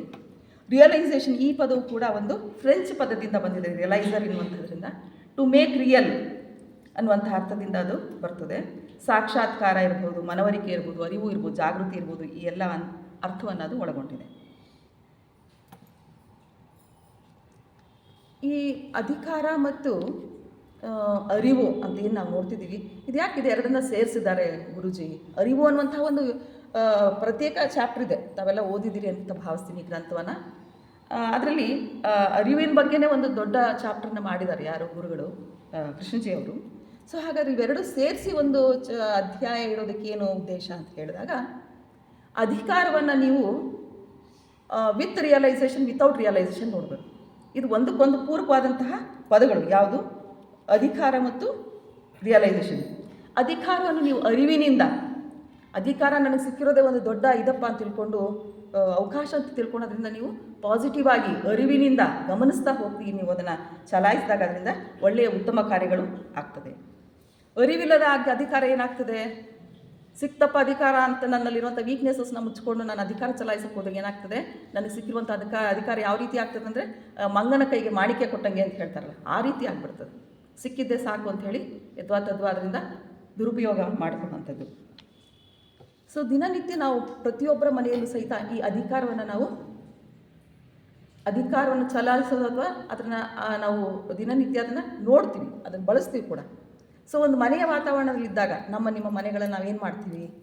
ಸೊ ತಂದೆ ತಾಯಿಯರು ಮಕ್ಕಳ ಮೇಲೆ ಅಧಿಕಾರ ಚಲಾಯಿಸೋದು, ತಂದೆ ತಾಯಿಯ ಮೇಲೆ ಮಾಡೋದು, ಅಥವಾ ತಾಯಿ ಜೋರಿತ್ತಂದರೆ ತಾಯಿ ತಂದೆಯ ಮೇಲೆ ಚಲಾಯಿಸೋದನ್ನು, ಇದನ್ನೆಲ್ಲ ನಾವು ನೋಡ್ತೀವಿ. ಅದೇ ರೀತಿ ನಾವು ಈ ಕೆಲಸಕ್ಕೆ ಬಂದಾಗ ವರ್ಕ್ ಸ್ಟ್ರಕ್ಚರಲ್ಲಿ ನಾವೇನು ಮಾಡ್ತೀವಿ, ಅಲ್ಲಿ ನಮ್ಮ ಬಾಸ್ ಇದ್ದವ್ರು ಏನು ಮಾಡ್ತಾರೆ, ಸಹೋದ್ಯೋಗಿಗಳ ಮೇಲೆ ಯಾವ ರೀತಿ ಚಲಾಯಿಸ್ತಾರೆ ಅಂಥೇಳಿ, ಸಿಕ್ಕಿರೋದೇ ಒಂದು ಸಾಕಪ್ಪ ಚಾನ್ಸ್ ಅಂಥೇಳಿ ಚಲಾಯಿಸೋದನ್ನು ನಾವು ನೋಡ್ತೀವಿ. ಸೊ ಅದರಿಂದ ಈ ಅಧಿಕಾರವನ್ನು ನಾವು ಎರಡು ರೀತಿಯ ಧನಾತ್ಮಕವಾಗಿ ಮತ್ತು ಋಣಾತ್ಮಕವಾಗಿ ನಾವು ನೋಡ್ತಾ ಹೋಗ್ಬೋದು. ಸಾಮಾನ್ಯವಾಗಿ ಅಧಿಕಾರ ಅಂತ ಹೇಳಿದಾಗ ಪಾಸಿಟಿವಿಟಿಗಿಂತನೂ ನಾವು ಋಣಾತ್ಮಕ ನೋಡ್ತೀವಿ. ಯಾಕಪ್ಪ ಅಂತ ಹೇಳಿದ್ರೆ, ನಮ್ಮದೆಲ್ಲ ಮೊದಲಿಂದ ಸಾಂಪ್ರದಾಯಿಕವಾಗಿ ನಮಗೇನು ಬಂದಿದೆ, ಈ ಕನ್ವೆನ್ಷನಲ್ ನೋಷನ್ಸು, ಸಾಂಪ್ರದಾಯಿಕವಾಗಿ ಅದನ್ನು ಅಧಿಕಾರವನ್ನು ನಾವು ಇನ್ನೊಬ್ಬರ ಮೇಲೆ ಹೇರೋದಕ್ಕೇ ನೋಡ್ತೀವಿ. ಅದರಿಂದ ಅಧಿಕಾರದ ದುರ್ಬಳಕೆ ಜಾಸ್ತಿ ಆಗ್ತದೆ ಮತ್ತು ಅದರಿಂದ ಕೇಡಾಗೋದೇ ಹೆಚ್ಚು, ಒಳ್ಳೆಯದು ಅನ್ನೋದಕ್ಕಿಂತ. ಕೃಷ್ಣಜಿಯವರು ಸಹಿತ ಪ್ರಾರಂಭದಲ್ಲಿ ಹಾಗೆ ಹೇಳ್ತಾರೆ ಅವರು, ಪವರ್ ಈಸ್ ಇನ್ಹರೆಂಟ್ಲಿ ಇವಿಲ್ ಅಂತ ಹೇಳ್ತಾರೆ. ಸೊ ಅದು ಮೂಲಭೂತವಾಗಿ ಅದು ದುಷ್ಟ ಪ್ರಭಾವವನ್ನೇ ಹೊಂದಿದೆ ಅಂತ ಹೇಳ್ತಾರೆ. ಹಾಗಾದರೆ ಅದರಿಂದ ಹೇಗೆ ಬಿಡುಗಡೆ ಹೊಂದೋದನ್ನು ಸಹಿತ ಅವರೇ, ಯಾಕಂದರೆ ನೀವು ನೋಡಿರ್ಬೋದು ನೇತಿ ಪ್ರಕರಣದಂತೆ ಕೃಷ್ಣಜಿ ಅವರು ಏನೇ ಹೇಳಿದ್ರು ಕೂಡ ಅದರಲ್ಲಿ ಅವರು ಇದಲ್ಲ ಅದಲ್ಲ ಅಂತ ಹೇಳಿ ಕೊನೆಗೆ ಈ ರೀತಿಯಾಗಿ ನೀವಿರಬೇಕು, ಈ ರೀತಿಯಾದಂತಹ ನಡವಳಿಕೆ ಇರಬೇಕು ಅಂತ ಹೇಳ್ತಾ ಹೋಗ್ತಾರೆ. ಅದರಂತೆ ಇಲ್ಲೂ ಕೂಡ ಅವ್ರು ಏನು ಮಾಡ್ತಾರೆ, ಈ ಯಾವ ರೀತಿ ಅಧಿಕಾರ ದುಷ್ಟತನವನ್ನು ಅಥವಾ ದುಷ್ಟ ಪರಿಣಾಮವನ್ನು ಬೀರ್ತದೆ ಅನ್ನೋದನ್ನು ಹೇಳ್ತಾ ಹೋಗ್ತಾರೆ. ಯಾವಾಗ ಒಬ್ಬ ವ್ಯಕ್ತಿ ಇದನ್ನು ಹೇಳಿದ್ಮೇಲೆ ಅವ್ರು ಏನು ಹೇಳ್ತಾರೆ, ನೆಗೆಟಿವ್ ಸೆನ್ಸಲ್ಲಿ ಹೇಳಿದ್ಮೇಲೆ, ಅದನ್ನು ಋಣಾತ್ಮಕವಾಗಿ ಹೇಳಿದ್ಮೇಲೆ ಯಾವ ರೀತಿಯಾದಂತಹ ಪರಿಸ್ಥಿತಿ ಈಗ ಪ್ರೆಸೆಂಟ್ ಟ್ರೆಂಡಲ್ಲಿ ನಾವೆಲ್ಲ ನೋಡ್ತಾ ಇದ್ದೀವಿ, ಯಾವ ರೀತಿ ಅಧಿಕಾರದಿಂದ ದುರುಪಯೋಗ ಆಗ್ತಾ ಇದೆ ಅನ್ನೋದನ್ನು ನಾವು ನೋಡ್ತಾ ಹೋಗ್ತೀವಿ. ಅದರಂತೆ ಇವರು ಕೂಡ ಬರೀ ನಾವು ಇನ್ನೊಬ್ಬರನ್ನ ಕಂಟ್ರೋಲ್ ಮಾಡೋದು, ಗೈಡ್ ಮಾಡೋದು ಈ ರೀತಿಯಾದಂಥದ್ದಲ್ಲ, ಅದರಲ್ಲಿ ವಿರುದ್ಧವಾದಂಥದ್ದು. ಯಾವಾಗ ವ್ಯಕ್ತಿ ನಾಯಕ ಅಂತ ಹೇಳಿ ಅಧಿಕಾರ ಚಲಾಯಿಸಕ್ಕೆ ಹೋಗ್ತಾನೋ ಅಲ್ಲಿ ತನಕ ಅಧಿಕಾರ ದುರ್ಬಳಕೆ ಆಗ್ತದೆ. ಆದರೆ ಯಾವಾಗ ನಾಯಕನಾದವನು ಅಥವಾ ಲೀಡರ್ ಆದವನು, ನೀವು ನೋಡ್ಬೋದು ಯಾವ ರೀತಿ ಯಾರು ಏನೂ ಇರೋದಿಲ್ಲ ಅವನೊಬ್ಬ ವ್ಯಕ್ತಿ. ನಾವೇ ನೋಡ್ತೀವಿ, ನಮ್ಮ ದಿನನಿತ್ಯ ಜೀವನದಲ್ಲೇ ನೋಡ್ತೀವಿ, ನಮ್ಮ ವರ್ಕ್ ಸ್ಟ್ರಕ್ಚರ್ಲಿರ್ಬೋದು ಅಥವಾ ಅಕ್ಕಪಕ್ಕ ಮನೆಗಳಲ್ಲಿರ್ಬೋದು ಅಥವಾ ಸರ್ಕಾರದ ಹಂತದಲ್ಲಿರ್ಬೋದು, ಅವ್ರು ಏನೂ ಇರೋಲ್ಲ, ಇದ್ದಕ್ಕಿದ್ದಂಗೆ ಇಷ್ಟೊಬ್ಬ ನೇತಾರ ಆದಂದರೆ ಯಾಕೆಂದರೆ ಅವನು ಅವನದೇ ಆದಂತಹ ಒಂದು ಇದನ್ನು ಏನು ರೂಲ್ಸ್ ಆ್ಯಂಡ್ ರೆಗ್ಯುಲೇಷನ್ಸ್ನ ಮಾಡಿಕೊಂಡು ಅದರಿಂದ ಯಾವ ರೀತಿ ಅಧಿಕಾರವನ್ನು ಚಲಾಯಿಸ್ಬೋದು ಅಂತ ಹೇಳ್ಬಿಟ್ಟು ನಾನೇ ಒಬ್ಬ ಲೀಡರ್ ಅಂತ ತೋರಿಸ್ಕೊಳ್ತಾನೆ, ಅದರಿಂದ ದುರ್ಬಳಕೆ ಆಗ್ತದೆ. ಆದರೆ ಯಾವಾಗ ನೀವು ಅದನ್ನು ಅಧಿಕಾರವನ್ನು ಒಳ್ಳೆ ರೀತಿಯಿಂದ ಇದರಿಂದ ನಾನು ಒಳ್ಳೇದು ಮಾಡ್ಬೋದಾ ಅಂತ ಯೋಚನೆ ಮಾಡಿದಾಗ ಅವಾಗ ಅವನು ಲೀಡರ್ ಆಗಿರೋಕ್ಕೆ ಸಾಧ್ಯನೇ ಇಲ್ಲ. He ceases to be a leader. ಅಂದರೆ ಎಲ್ಲಿ ನೀವು ಅಧಿಕಾರ ನಾನು ಚಲಾಯಿಸಲ್ಲಪ್ಪ, ನಾನು ಅದರಿಂದ ಒಳಿತನ ಮಾಡ್ತೀನಿ ಅಂತ ಹೋದಾಗ ಅಲ್ಲಿ ಅಲ್ಲಿ ನಾಯಕತ್ವನೇ ಇರೋದಿಲ್ಲ ಅಂತ ಹೇಳಿ ಹೇಳ್ತಾರೆ ಗುರುಗಳು. ಸೊ ಈ ರೀತಿಯಾಗಿ ಮನೆಯ ಹಂತದಲ್ಲಿ ಮನೆಯಿಂದ ಪ್ರಾರಂಭವಾದಂತಹ ಅಧಿಕಾರ ಗ್ರ್ಯಾಜುವಲ್ ಆಗಿ ಎಲ್ಲಿ ತನಕ ಮುಟ್ತದೆ, ಹೈಯರ್ ಲೆವೆಲ್ ತನಕ ಹೋಗ್ತದೆ. ಮನೆ ಆದಮೇಲೆ ಹೊರಗಡೆ ಸಮಾಜ ಆದಮೇಲೆ ನಮ್ಮ ಕೆಲಸದ ಇದರಲ್ಲಿರ್ಬೋದು. ಆ ರೀತಿಯಾಗಿ ಅದು ಒಂದರಿಂದ ಒಂದು ಮುಂದಕ್ಕೆ ಹೋಗಿ ದೊಡ್ಡ ಹಂತವನ್ನು ತಲುಪ್ತದೆ. ಸೊ ಹಾಗಾದರೆ ನಾವು ಅಧಿಕಾರ ಬೇಕಾ ನಮಗೆ, ಅಥವಾ ಅಧಿಕಾರ ಇಲ್ದಿರ ನಾವು ಬದುಕ್ತೀವಾ ಅಂತ ಯೋಚನೆ ಮಾಡಿದಾಗ ಆಗುತ್ತಾ? ಅಧಿಕಾರ ಇಲ್ದಂಗೆ ಇರೋಕ್ಕಾಗುತ್ತಾ ನಮಗೆ? ಯಾರಾದರೂ ಒಬ್ಬ ವ್ಯಕ್ತಿ ತನಗೆ ಅಧಿಕಾರ ಬೇಡ ಅಂತ ಹೇಳ್ತಾರ? ಪ್ರತಿಯೊಬ್ಬರು. ಅಂದರೆ ಈಗ ನೀವು ಮೇಲ್ ಹಂತದಲ್ಲಿ ಹೋಗಿ ಹೇಳದೇ ಇರ್ಬೋದು, ಮನೆಯ ಹಂತದಲ್ಲಿ ನಮ್ಗೆ ಅಲ್ಲಿ ಆ್ಯಕ್ಚುಲಿ ಅಧಿಕಾರ ಮಾಡ್ತಿದ್ದೀವಿ ಅಂತ ನಮ್ಗೆ ಅನಿಸಲ್ಲ, ಆದರೆ ನಾವು ಅಲ್ಲಿ ಮಾಡ್ತಾ ಇರ್ತೀವಿ ಅಲ್ವಾ? ಅತ್ತೆ ಸೊಸೆ ಮೇಲೆ, ಮಕ್ಕಳ ಮೇಲೆ, ದೊಡ್ಡ ಮಗ ಆದ ಒಂದು ಚಿಕ್ಕ ತಮ್ಮನೋ ತಂಗಿ ಮೇಲೆ ನಾನು ಹೇಳ್ದಂಗೆ ಕೇಳಬೇಕು, ಈ ರೀತಿಯಾದಂಥ ವಾತಾವರಣ ಇದ್ದೇ ಇರ್ತದೆ. ಸೊ ಅದರಿಂದ ಎಲ್ಲ ರೀತಿಯಾದಂತಹ ಅಧಿಕಾರ ಏನಾಗ್ತದೆ ಅಂತ ಹೇಳಿದ್ರೆ, ಅದರಿಂದ ನಮಗೆ ಈ ಅಧಿಕಾರ ದಾಹ ಅಂತ ಹೇಳ್ತೀವಿ, ಹಂಗರ್ ಫಾರ್ ಪವರ್ ಅಂತ ಹೇಳ್ತೀವಲ್ಲ, ಇದರಿಂದ ನಮಗೆ ಕೆಟ್ಟದೇ ಆಗ್ತದೆ. ಹಾಗಾದರೆ ಈ ಅಧಿಕಾರ ಯಾಕೆ ಬೇಕು? ಮನುಷ್ಯರಿಗೆ ಯಾಕಿದೆ ಆಸೆ ಬರ್ತದೆ? ಬೇಕೇ ಬೇಕಪ್ಪ, ಎಲ್ಲ ಯಾವುದ್ರಲ್ಲಾದ್ರೂ ಇಂಥದ್ದೆಲ್ಲರೂ ನನಗೆ ಅಧಿಕಾರ ಬೇಕು ಅಂತ ಯಾಕಾಗ್ತದೆ? ಯಾಕೆ ಈ ರೀತಿಯಾದಂತಹ ತಿಳುವಳಿಕೆ ಇಲ್ಲದಂತಹ ಗೊಂದಲವಾದಂತಹ ಘರ್ಷಣೆಯಿಂದ ಕೂಡಿದಂಥ ಮನೋಭಾವ ಹೊಂದಿದ್ದೀವಿ ಅಂತ ಹೇಳಿದ್ರೆ, ಅಲ್ಲಿ ಇದಕ್ಕೆ ಕಾರಣ ನಮ್ಮ ಮೂಲವನ್ನು ನಾವು ಅರ್ಥ ಮಾಡ್ಕೊಳ್ಳಲ್ಲ. ತಾವೆಲ್ಲ ಇತಿಹಾಸಸ್ಟ್ ಆಗಿದ್ದೀರಿ, ಈ ನಮ್ಮ ಏನು ಸೊಸೈಟಿಗೆ ಬರ್ತಾಯಿದ್ದೀರಿ, ಬಹಳ ಮೇಲ ಹಂತಕ್ಕೆ ಹೋಗಿದ್ದೀರಿ ಅಂತ ಭಾವಿಸ್ತೀನಿ ಜ್ಞಾನದಲ್ಲಿ. ಸೊ ಹಿಂಗಾಗಿ ಆ ಮೂಲದ ಏನು ಯಾರಿಗೆ ಮೂಲ ಅರ್ಥ ಆಗಿರಲ್ವೋ, ನಾವೆಲ್ಲ ಒಂದೇ ತಾಯಿಯ ಮಕ್ಕಳು ಅಂತ ಹೇಳಿದಾಗ, ಒಂದೇ ತಂದೆಯ ಮಕ್ಕಳು, ಒಂದೇ ತಾಯಿಯ ಮಕ್ಕಳು, ಒಂದೇ ತಂದೆಯ ಮಕ್ಕಳು ಅಂತ ಹೇಳಿದಾಗ ನಮಗೆ ಅವಾಗ ಗೊತ್ತಾಗ್ತದೆ. ಸೊ ನಾವೆಲ್ಲ ಅಣ್ಣ ತಮ್ಮ ಅಂದಮೇಲೆ ಯಾಕೆ ನಾವು ಜಗಳ ಆಡಬೇಕು ಅಥವಾ ಒಬ್ರಿಗೊಬ್ಬರು ಅಸೂಯೆಯನ್ನು ಪಡಬೇಕು ಅನ್ನುವಂತಹ ಮನೋಭಾವ ಇರ್ತದೆ. ಅಂದರೆ ಈ ಬೇಸಿಕ್ ತಿಳುವಳಿಕೆ ಅರಿವು ನಮ್ಮಲ್ಲಿ ಇಲ್ಲದೆ ಇರೋದ್ರಿಂದ ಇವೆಲ್ಲ ಆಗ್ತದೆ. ಸೊ ಅದೇ ನಮಗೆ ಏನು ದುಷ್ಟ ಇದನ್ನು ನಾವು ನೋಡ್ತಾ ಹೋಗ್ತೀವಿ, ಈ ಥರ ಅದೇ ಅದಕ್ಕೆ ವಿರುದ್ಧವಾದಂತಹ ಈ ದುಷ್ಟ ಪ್ರಭಾವಕ್ಕೆ ವಿರುದ್ಧವಾದಂಥದ್ದು, ತುಂಬ ದಯೆಯಿಂದ ಕೊಡಿರುವಂಥದ್ದು, ಕಾಳಜಿ ವಹಿಸುವಂಥದ್ದು, ಪ್ರೀತಿಯಿಂದ ಕೊಡುವಂಥದ್ದು, ಅನ್ಕಂಡೀಷನ್ ಲವ್, ಇವೆಲ್ಲ ಇದ್ದಾಗ ಏನಾಗ್ತದೆ, ನಮಗೆ ಆ ಅಧಿಕಾರದ ಇನ್ನೊಂದು ಮುಖ ನಾವು ನೋಡ್ತೀವಿ. ಏನೆಲ್ಲ ಸಾಧನೆ ಮಾಡ್ಬೋದು, ಒಂದು ದಯೆಯಿಂದ ಕೂಡಿದಂತಹ ವಾತಾವರಣವನ್ನು ಸೃಷ್ಟಿಸ್ಬೋದು, ಅಲ್ಲಿ ಯಾವ ರೀತಿಯಾದಂತಹ ಒಳ್ಳೆಯ ವಾತಾವರಣವನ್ನು ಸೃಷ್ಟಿಸ್ಬೋದು, ಅಲ್ಲಿ ಉತ್ತಮ ಕಾರ್ಯಗಳು ಎಲ್ಲೆಲ್ಲಿ ನೀವು ಆ್ಯಕ್ಚುಲಿ ನೀವು ಗಮನಿಸಿರ್ಬೋದು, ನಿಮ್ಮ ವರ್ಕ್ ಸ್ಟ್ರಕ್ಚರ್ ಇರ್ಬೋದು ಅಥವಾ ಮನೆಯಲ್ಲಿ ಆಗಿರ್ಬೋದು, ಅಥವಾ ಈ ಕೆಲಸದವ್ರನ್ನ ನಾವು ಹ್ಯಾಂಡಲ್ ಮಾಡ್ತಿರ್ತೀವಲ್ಲ ಮನೆಯಲ್ಲಿ, ಅವ್ರನ್ನ ನೀವು ಪ್ರೀತಿಯಿಂದ ಸ್ವಲ್ಪ ಅವರ ಕಷ್ಟ ಸುಖಗಳನ್ನ ವಿಚಾರಿಸಿದಾಗ ನಿಮಗೆ ಅವರಿಂದ ಉತ್ಪನ್ನ ಅಂದರೆ ಒಳ್ಳೆಯ ರೀತಿಯಾದಂತಹ ಪ್ರೊಡಕ್ಷನ್ ಆಗ್ತದೆ. ಹೇಗಂದರೆ ಅಯ್ಯೋ ಅವರಿಗೆ ನಮ್ಮ ಓನರ್ಗೆ ಎಷ್ಟೊಂದು ಕಾಳಜಿ ಇದೆ ನನ್ನ ಬಗ್ಗೆ ಅಂತ ಹೇಳಿದಾಗ ಅವಳಿಗೆ ಅದು ಇಲ್ಲದಂತೆ ಅವಳು ಇನ್ನಷ್ಟು ಕೆಲಸವನ್ನು ಒಳ್ಳೆ ಉತ್ತಮ ರೀತಿಯಲ್ಲಿ ಮಾಡ್ತಾಳೆ. ಅದರಿಂದ ಎಲ್ಲಿ ಪ್ರೀತಿ, ನಾವೇನು ದುಷ್ಟತನದ ಪ್ರಭಾವ, ಈ ಅಧಿಕಾರ ಅಥಾರಿಟಿ ನೋಡ್ತೀವೋ, ಅಲ್ಲಿ ವಿರುದ್ಧವಾದಂತಹ ಪ್ರೀತಿ, ವಿಶ್ವಾಸ, ದಯೆ ಇತ್ತಂದರೆ ಅಲ್ಲಿ ಇನ್ನಷ್ಟು ಹೆಚ್ಚಿನ ನಾವು ಅಂದ್ಕೊಳ್ತೀವಿ, ನಾವು ತುಂಬ ಕಂಟ್ರೋಲ್ ಮಾಡಿದ್ರೆ, ತುಂಬ ಜೋರು ಮಾಡಿದಾಗ ಸಿಚುವೇಷನಲ್ಲಿ ಉತ್ತಮಕಾರಿ ಆಗ್ತದೆ. ಅದು ಸುಳ್ಳದು, ಆಗಲ್ಲ. ಅದು ನೀವು ಯಾವಾಗ ವಾತಾವರಣವನ್ನು ಒಂದು ರೀತಿಯ ಕಂಡ್ಯೂಸಿವ್ ಆಗಿ ಉತ್ತಮವಾದಂಥ ವಾತಾವರಣ ಸೃಷ್ಟಿಸ್ತಿರೋ ಅಲ್ಲಿ ಉತ್ತಮ ಕಾರ್ಯಗಳು ಆಗ್ತದೆ. ಈ ಬಗ್ಗೆ ಉದಾಹರಣೆಯನ್ನು ನೋಡಿರ್ಬೋದು ನೀವೆಲ್ಲ, ಬಹಳಷ್ಟು ಜನ ಉದಾಹರಣೆ ಇದೆ ಇದಕ್ಕೆ. ಸಿಂಪಲ್ ಲಿವಿಂಗ್, ಹೈ ಥಿಂಕಿಂಗ್ ಯಾವುದಂದ್ರೆ ಅಂದರೆ ಈ ಜ್ಞಾನಾಶ್ರಮ ಅಂತ ಹೇಳಿ ಕೇಳಿದ್ದೀರ, ಯೋಗಾಶ್ರಮ ಅಂತ ಹೇಳಿ ಸಿದ್ದೇಶ್ವರ ಸ್ವಾಮಿಗಳು ಬಿಜಾಪುರದವರು, ಜ್ಞಾನ ಯೋಗಾಶ್ರಮದ ಅವರು ಎಷ್ಟು ಸಿಂಪಲ್ ಆಗಿದ್ರು ಅಂದರೆ, ಅವರು ಇದೇ ರೀತಿಯಾಗಿ ಕೃಷ್ಣಜಿಯವರಂತೆ ಬಹಳಷ್ಟು ಎಲ್ಲೆಲ್ಲಿಂದ ತಿಂಗಳುಗಟ್ಟಲೆ ಅವ್ರು ಪ್ರವಚನವನ್ನು ಮಾಡ್ತಾಯಿದ್ರು. ಎಷ್ಟು ಸಿಂಪಲಾಗಿ ಹೇಳ್ತಿದ್ರು ಅಂದರೆ ತುಂಬ ಸರಳವಾದದ್ದು, ದಿನನಿತ್ಯ ನಾವು ಆಗು ಹೋಗುವಂತಹ ವಿಚಾರಗಳನ್ನ ಕುರಿತು ತುಂಬ ಚೆನ್ನಾಗಿ ಹೇಳ್ತಾಯಿದ್ರು ಉತ್ತಮವಾಗಿ. ಅಂದರೆ 1 ಅವರ್ ಹೇಗಾಗ್ತದೆ ಅಂತಲೇ ಗೊತ್ತಾಗ್ತಿರಲಿಲ್ಲ, ಆ ರೀತಿಯಾದಂಥ ಪ್ರವಚನ ಹೇಳ್ತಿದ್ರು. ಅಂದರೆ ಇಲ್ಲಿ ಯಾಕೆ ಹೇಳಿದೆ ಅಂತ ಹೇಳಿದ್ರೆ, ನಾವು ಒಂದು ಒಳ್ಳೆಯ ವಾತಾವರಣ ಸೃಷ್ಟಿಸಿದಾಗ ದಯೆಗೂ ಅಂದರೆ ಯಾವುದೇ ಒಂದು ಒಳ ಸುಪ್ತವಾಗಲಿ ವ್ಯಕ್ತವಾಗಲಿ ಒಂದು ಕೆಟ್ಟ ದುಷ್ಟ ಪ್ರಭಾವ ಇಲ್ಲದಿದ್ದರೆ ಅಲ್ಲಿ ಸತ್ಕಾರ್ಯಗಳು ಆಗ್ತದೆ ಅನ್ನೋದಕ್ಕೆ. ಸೊ ಈ ಪ್ರೀತಿ ಅನ್ನೋದು ನಿಮಗೆಲ್ಲ ಗೊತ್ತು, ಇಟ್ಸ್ ಎಟರ್ನಿಟಿ, ಮತ್ತು ಇದು ನೋ ಈವಿಲ್ ಪವರ್. ಎಲ್ಲಿ ಪ್ರೀತಿ ಇರ್ತದೋ ಅಲ್ಲಿ ದುಷ್ಟ ಅಧಿಕಾರವಾಗಲಿ ದುಷ್ಟ ಪ್ರಭಾವ ಇರೋದಿಲ್ಲ. ಸೊ ಕೃಷ್ಣಜಿಯವರು ಇದನ್ನು ಕುರಿತು ಹೇಳ್ತಾರೆ, ಈ ಪ್ರೀತಿಯನ್ನು ಕುರಿತು ಏನು ಹೇಳ್ತಾರೆ ಅಂತ ಹೇಳಿದ್ರೆ, ಈ ರೀತಿಯಾದಂಥ ಒಳ್ಳೆಯ ರೀತಿಯ ಅಧಿಕಾರ ಅಥವಾ ನಿಮಗೆ ಅಥಾರಿಟಿ ಇದ್ದಾಗ, if this form of power is there with love and kindness ಇದ್ದರೆ, ಅಲ್ಲಿ ಇಟ್ ಈಸ್ ಅಂಡರ್ಸ್ಟುಡ್, ಅಂದರೆ ಅದು ಅರಿವು ನಿಮಗೆ ಬಂತಂದರೆ, ಗಮನಿಸಿದ್ರೆ ಅಂದರೆ Heaven is here and now ಅಂತ ಹೇಳ್ತಾರೆ. ಇಲ್ಲೇ ಸ್ವರ್ಗ, ನೀವೆಲ್ಲ ಸ್ವರ್ಗ ಹುಡ್ಕೊಂಡು ಹೋಗೋದು ಬೇಕಾಗಿಲ್ಲ. ಎಲ್ಲಿ ಪ್ರೀತಿ ವಿಶ್ವಾಸವನ್ನು ದಯೆಯಿಂದ ಕೂಡಿದಂತಹ ವಾತಾವರಣ ಇರ್ತದೋ, ಅಂತಹ ಅಧಿಕಾರ ಇರ್ತದೋ, ಅಲ್ಲಿ ನಿಮಗೆ ಸ್ವರ್ಗ ಇಲ್ಲೇ ಇರುತ್ತೆ, ಈ ಕ್ಷಣದಲ್ಲೇ ಬರ್ತದೆ ಅಂತ ಹೇಳ್ತಾರೆ. ಹಾಗಾದರೆ ಈ path to freedom from power ಅಂತ ಹೇಳೋದಾದರೆ ಅವರ ಮಾತಿನಲ್ಲಿ, ಕೃಷ್ಣಜಿಯವರ ಮಾತಿನಲ್ಲಿ. ಸೊ ಹೇಗೆ ಮಾಡಬೇಕಾದ್ರೆ ಇಷ್ಟೆಲ್ಲ ದುಷ್ಟತೆಯಿಂದ ಕೂಡಿದಂತಹ ಅಧಿಕಾರ ಇದೆಯಲ್ಲ, ಇದನ್ನು ಯಾವ ರೀತಿ ಈ ಅಧಿಕಾರದಿಂದ ನಾವು ಬಿಡುಗಡೆ ಹೊಂದಬೇಕು ಅಂತ ಹೇಳಿದ್ರೆ ಒಂದು 4-5 ಪಾಯಿಂಟ್ಗಳು ನೋಡಿ, ಬಹಳಷ್ಟು ಇದ್ದಾವೆ, ಅದರಲ್ಲಿ ಒಂದು 4-5 ಪಾಯಿಂಟು. ಟೋಟಲ್ ಅನಾನಿಮಿಟಿ ಅಂತ ಹೇಳಿ, ಅನಾನಿಮಿಟಿ, ಅನಾನಿಮಸ್ ಅಂತ ಗೊತ್ತಿರ್ಬೋದು ನಿಮಗೆ. ಅನಾನಿಮಿಟಿ ಅಂತ ಹೇಳಿದ್ರೆ ಅನಾಮಧೇಯತೆ, ಅನಾಮಿಕತೆ ಅಂತ ಹೇಳಿದ್ರೆ ಹೆಸರಿಲ್ಲಂಥದ್ದು. ಸಂಪೂರ್ಣವಾದಂಥ ಅನಾನಿಮಿಟಿ ಇದ್ದಾಗ ಏನು ಅಂತ ಹೇಳಿದ್ರೆ, ಈಗ ಯಾರೋ ಬಹಳಷ್ಟು ದಾನವನ್ನು ಕೊಡ್ತಾರೆ, ನಿಮಗೆ ಗೊತ್ತಿರೋದಿಲ್ಲ, ಏನೋ ಅಲ್ಲಿ ಅವಶ್ಯಕತೆ ಇರ್ತದೆ, ಸಮಾಜದ ಒಂದು ದೊಡ್ಡ ಸಂಸ್ಥೆ ಇರ್ಬೋದು ಅಥವಾ ಅಲ್ಲಿ ಒಂದು ಅನಾಥಾಶ್ರಮ ಇರ್ಬೋದು, ಅಲ್ಲಿ ಅವರು ತಮ್ಮ ಕೊಡುಗೆಯನ್ನು ಕೊಟ್ಟಿರ್ತಾರೆ. ಬಟ್ ಅವ್ರು ಎಲ್ಲೂ ಅನೌನ್ಸ್ ಮಾಡಲ್ಲ. ಕೆಲವು ಕಡೆ ನೀವು ನೋಡಿರ್ಬೋದು, ಈಗ ನಾವು ನೋಡ್ತೀವಿ ಸೊಸೈಟಿನಲ್ಲಿ ಸ್ವಲ್ಪ ಒಂದು 100 ರೂಪಾಯಿ ಕೊಟ್ಟರೆ ಅದನ್ನೇ ಎಲ್ಲರ ಕಡೆ ಹೇಳ್ಕೊಂಬರ್ತೀವಿ ಅಲ್ವಾ. ಸೊ ಇಲ್ಲಿ ಟೋಟಲ್ ಅನಾನಿಮಿಟಿ ಇದ್ದಾಗ ಅಲ್ಲಿ ನಿಮಗೆ ಇದು ಒಂದು ಕೈಂಡ್ ಆಫ್ ಏನಾಗ್ತದೆ ಅಂತ ಹೇಳಿದ್ರೆ, ಪವರಿಂದ, ಅಧಿಕಾರದಿಂದ ಬಿಡುಗಡೆ ಹೊಂದಲಿಕ್ಕೆ ಇದು ಒಂದು ಅಂಶ ಅಂತ ಹೇಳಿ.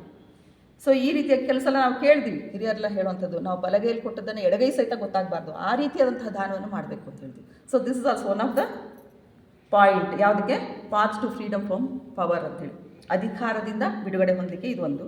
ಅದೇ ರೀತಿ ಸೆಲ್ಫ್ ಇನ್ಕ್ವೈರಿ, ಸೊ ಅಂತರ್ದೃಷ್ಟಿ, ಸ್ವಯಂ ವಿಚಾರಣೆ, ಆತ್ಮ ವಿಚಾರಣೆ ಮಾಡುವಂಥದ್ದು, ನಮ್ಮನ್ನು ನಾವು ನೋಡ್ಕೊಳ್ಳುವಂಥದ್ದು.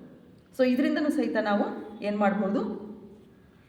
ಅಧಿಕಾರದಿಂದ ಬಿಡುಗಡೆ ಹೊಂದಬಹುದು. ಯಾಕಂದರೆ ಗಮನಿಸ್ತೀವಲ್ಲ ನಾವು, ಸೂಕ್ಷ್ಮವಾಗಿ ನಾವು ಅದನ್ನು ಗಮನಿಸ್ತಾ ಹೋಗ್ತೀವಿ. ಇಲ್ಲಿ ಅಂತರ್ದೃಷ್ಟಿ ಅಂತಾಗ ಸೆಲ್ಫ್ ಇನ್ಕ್ವೈರಿ ಅಂತ ಹೇಳಿದಾಗ ರಮಣ ಮಹರ್ಷಿಗಳೆಲ್ಲ ಹೇಳುವಂಥದ್ದು, ನಾನು ಯಾರು ಅಂತ ಹೇಳಿ ನಾವು ಯೋಚನೆ ಮಾಡಿದಾಗ, ನಾನು ಮೂಲದಲ್ಲೇ ಹೇಳಿದೆ, ಅಧಿಕಾರ ಯಾವುದೋ ರೀತಿಯಲ್ಲಿ ನಾವು ಹೇಳ್ಕೊಂತ ಹೋಗ್ತೀವಲ್ಲ, ಇದು ಅದು ಅಂತ ಹೇಳಿ, ಯಾವಾಗ ನಾವು ಇದ್ರದ್ದು ದುಷ್ಟ ಪ್ರಭಾವ ಯಾಕಪ್ಪ ಆಗ್ತದೆ ಅಂತ ಮೂಲ ನಮಗೆ ತಿಳಿದೇ ಇರೋದ್ರಿಂದ, ನಾವೆಲ್ಲ ಒಂದೇ ತಂದೆಯ ಮಕ್ಕಳು ಅನ್ನೋಂಥ ಅರಿವಿಲ್ದಾಗಿದೆಲ್ಲ ಆಗ್ತದೆ. ಅದರಿಂದ ನಾವು ನಾನು ಯಾರು ಅಂತ ನಾವು ಯಾವಾಗ ಗಮನಿಸ್ತೀವಿ, ಇಲ್ಲಿ ಸೆಲ್ಫ್ ಇನ್ಕ್ವೈರಿ ಅಂದರೆ ನನ್ನನ್ನು ನಾನು ಪ್ರಶ್ನಿಸ್ಕೊಳ್ಳೋದು, ನಾನು ಯಾರು, ನಾನು ಎಲ್ಲಿಂದ ಬಂದೆ, ನನ್ನ ಕರ್ತವ್ಯಗಳೇನು, ಇವೆಲ್ಲ ಯೋಚನೆ ಮಾಡಿದಾಗ ಅದನ್ನು ಆ ರೀತಿಯಾದಂತಹ ಒಂದು ಇನ್ಕ್ವೈರಿಯನ್ನು, ಅಂತರ್ದೃಷ್ಟಿಯನ್ನು ನಾವು ಮಾಡಿದಾಗ, ಆತ್ಮ ವಿಚಾರಣೆಯನ್ನು ಮಾಡಿಕೊಂಡಾಗ, ನಮ್ಮನ್ನು ನಾವು ಪ್ರಶ್ನಿಸ್ಕೊಂಡಾಗ ಇಲ್ಲಿ ಏನಾಗ್ತದೆ? ಅಧಿಕಾರದಿಂದ ಅಥವಾ ಪವರಿಂದ ನಾವು ಬಿಡುಗಡೆ ಹೊಂದಲಿಕ್ಕೆ this is also one of the point. Next ಹೋಗೋದಾದಾಗ, ಇದು ಸಾಮಾನ್ಯವಾಗಿ ಕೃಷ್ಣಜಿಯವರ ಎಲ್ಲ ಮಾತುಗಳಲ್ಲಿ ನೋಡ್ತೀವಿ, ಚಾಯ್ಸ್ಲೆಸ್ ಅವೇರ್ನೆಸ್, ಯಾವುದೇ ಆಯ್ಕೆ ಇಲ್ಲದ ಹೀಗೆ ಆಗಬೇಕು ಹಾಗೆ ಆಗಬೇಕು ಅನ್ನುವಂತಹ ಜಾಗೃತಿ ಇಲ್ಲ. ಯಾವುದೇ ಒಂದು ನೀವು ಸಣ್ಣ ಒಂದು ಇದನ್ನು ಗಾರ್ಡನಲ್ಲಿ ಕೂತು ಒಂದು ಪುಷ್ಪವನ್ನು ನೋಡಿದಾಗ ಅದನ್ನು ಸುಮ್ಮನೆ ಗಮನಿಸ್ತಾ ಹೋದಾಗ ಅದರ ಸೌಂದರ್ಯ ನಿಮಗೆ ಅರಿವಾಗ್ತಾ ಹೋಗ್ತದೆ. ಅಥವಾ ನಾವು ಇಲ್ಲಿ ಮನೆಯಲ್ಲಿ ಯಾರಾದರೂ ಒಂದು, ಈಗ ಸಣ್ಣ ಮಕ್ಕಳು ಆಟ ಆಡ್ತಾ ಇರ್ತಾರೆ ಮನೆಯಲ್ಲಿ, ಸೊ ಅವ್ರನ್ನ ನೀವು ಗಮನಿಸ್ತಾ ಕೂತ್ರೆ ಎಷ್ಟು ಚೆನ್ನಾಗಿ ಅಂತಂದರೆ ನೀವು ಬೇರೆದೆಲ್ಲ ಮರ್ತ್ಬಿಡ್ತೀರ ಅಲ್ವಾ. ನಿಮ್ಮದು ಗಮನ ಅಷ್ಟೇ ಅಲ್ಲೇ ಇರಬೇಕದು, ಬೇರೆ ಇನ್ನು ಅವ್ನು ಹಾಗೆ ಮಾಡ್ತಾನೆ ಹೀಗೆ ಮಾಡ್ತಾನೆ ಅಥವಾ ಅದೇನೋ ಚೆಲ್ದ ಬಿಟ್ಟ ಎತ್ತಾಕ್ದ ಅಂತೆಲ್ಲ ನೋಡಬಾರ್ದು. ಆ ಮಗು ಮಾಡ್ತಾ ಇರುವಂತಹ ಕ್ರಿಯೆಗಳನ್ನು, ಚಟುವಟಿಕೆಗಳನ್ನ ಸೂಕ್ಷ್ಮವಾಗಿ ಅನ್ನೋದಕ್ಕಿಂತ ಯಾವುದೇ ಒಂದು ಚಾಯ್ಸ್ ಇಲ್ಲದಂತೆ, ಆಯಿತಾ, ಆಯ್ಕೆ ಇಲ್ಲದಂತೆ ಗಮನಿಸ್ತಾ ಹೋದರೆ ನಿಮಗೆ ಅಲ್ಲಿ ಸ್ಪಷ್ಟತೆ ಕಾಣ್ತದೆ. ಮತ್ತು ಅಲ್ಲಿ ಏನಾಗ್ತದೆ, ಆ ಡೈರೆಕ್ಟಾಗಿ ಆ ಪರ್ಸೆಪ್ಷನ್ ಏನಿದೆ ಅಲ್ಲಿ ನೋಡ್ತಾ ಇರ್ತೀರಲ್ಲ, ನಿಮಗೆ ಅದರಿಂದ ಒಳ್ಳೆಯ ಅನುಭವ ಆಗ್ತದೆ ಅಂತ ಹೇಳ್ಬೋದು. ಅದರಿಂದ ಚಾಯ್ಸ್ಲೆಸ್ ಅವೇರ್ನೆಸ್ ಅಂತ ಹೇಳಿದಾಗ ಯಾವುದೇ ಆಯ್ಕೆ ಮಾಡಿಕೊಡದಂತೆ ಮತ್ತು ಎಫರ್ಟ್ಲೆಸ್ ಅಂತೂ ಹೇಳ್ತಾರೆ, ಪ್ರಯತ್ನಪೂರ್ವಕ ಸ್ಟ್ರಿಕ್ಟಾಗಿ ಕೂತ್ಕೊಂಡು ಅಲ್ಲೇ ನೋಡ್ತಾ ಇರಬೇಕು. ಮತ್ತು ಧ್ಯಾನ ನಾವು ನೋಡ್ತೀವಲ್ಲ, ಮೆಡಿಟೇಷನ್ ನಾವೇನು ಅಂದ್ಕೊಳ್ತೀವಿ, ನಮ್ಮ ಮನಸ್ಸು ಎಲ್ಲೆಲ್ಲೋ ಹೋಗ್ತಾ ಇರ್ತದೆ. ಸೊ ಅದನ್ನು ಅದು ಹೇಗಿದೆಯೋ ಹಾಗೇ ಗಮನಿಸ್ತಾನೆ ಹೋಗಬೇಕು ಹೊರತು, ಇಲ್ಲ ನಾನು ಈಗ ಮೆಡಿಟೇಷನ್ ಕೂತಿದ್ದೀನಿ ಅಂತ ಸ್ಟ್ರಿಕ್ಟಾಗಿ ನನ್ನ ಮೈಂಡ್ ಎಲ್ಲೂ ಬಿಡಬಾರ್ದು ಅಂತೇಳಿ ಹೇಳ್ಕೊಂಡು ಬಂದರೆ ಮತ್ತೆ ಅದು ಹೋಗ್ತಾ ಇರ್ತದೆ. ಅದರಿಂದ ಇದು ಎಫರ್ಟ್ಲೆಸ್ ಮತ್ತು ಚಾಯ್ಸ್ಲೆಸ್ ಅವೇರ್ನೆಸ್ನಿಂದ ಕೂಡ ನಾವು ಈ ಏನು ಅಧಿಕಾರ ಎನ್ನುವಂತಹ ಪದ ಏನು ಹೇಳ್ತೀವಲ್ಲ ನಾವು, ಪವರ್ ಅನ್ನೋದ್ರಿಂದ ನಾವು ಅದರಿಂದ ಬಿಡುಗಡೆಯನ್ನು ಹೊಂದ್ಬೋದಾಗಿದೆ. ಇನ್ನೊಂದು ನೆಗೇಷನ್, ಯಾವುದನ್ನೇ ನಮ್ಮ ಮನಸ್ಸು ಎಲ್ಲೆಲ್ಲೋ ಹೋಗ್ತಾ ಇರ್ತದೆ, ಏನೇನೋ ಯೋಚನೆ ಮಾಡ್ತದಲ್ಲ, ಅದಕ್ಕೆಲ್ಲ ನಿರಾಕಾರ ಮಾಡುವಂಥದ್ದು, ಇಲ್ಲ ಅಂತ ಮಾಡುವಂಥದ್ದು, ಇದು ಕೂಡ one of the point to B free from ಅಧಿಕಾರ ಅಥವಾ ಪವರ್ ಅಥವಾ ಅಥಾರಿಟಿಯಿಂದ ಅಂತ ಹೇಳಿ. Next observer is the observed. ನಾವೇನು ಅಂದ್ಕೊಳ್ತೀವಿ, ನಾನು ಬೇರೆ ನನ್ನ ಕೋಪ ಬೇರೆ, ನಾನು ಬೇರೆ ನನ್ನ ನೋಟ ಬೇರೆ ಅಂತ ಯೋಚನೆ ಮಾಡಬಾರ್ದು. ಅಬ್ಸರ್ವರ್ ಅಂದರೆ ಯಾರು ಗಮನಿಸ್ತಾ ಇರ್ತಾನಲ್ಲ ಅವನೇ ಅಬ್ಸರ್ವರ್. ಅಬ್ಸರ್ವ್ಡ್ ಅಂದರೆ ಯಾವುದನ್ನು ಗಮನಿಸ್ತಾ ಅದು ಅಂತೇಳಿ.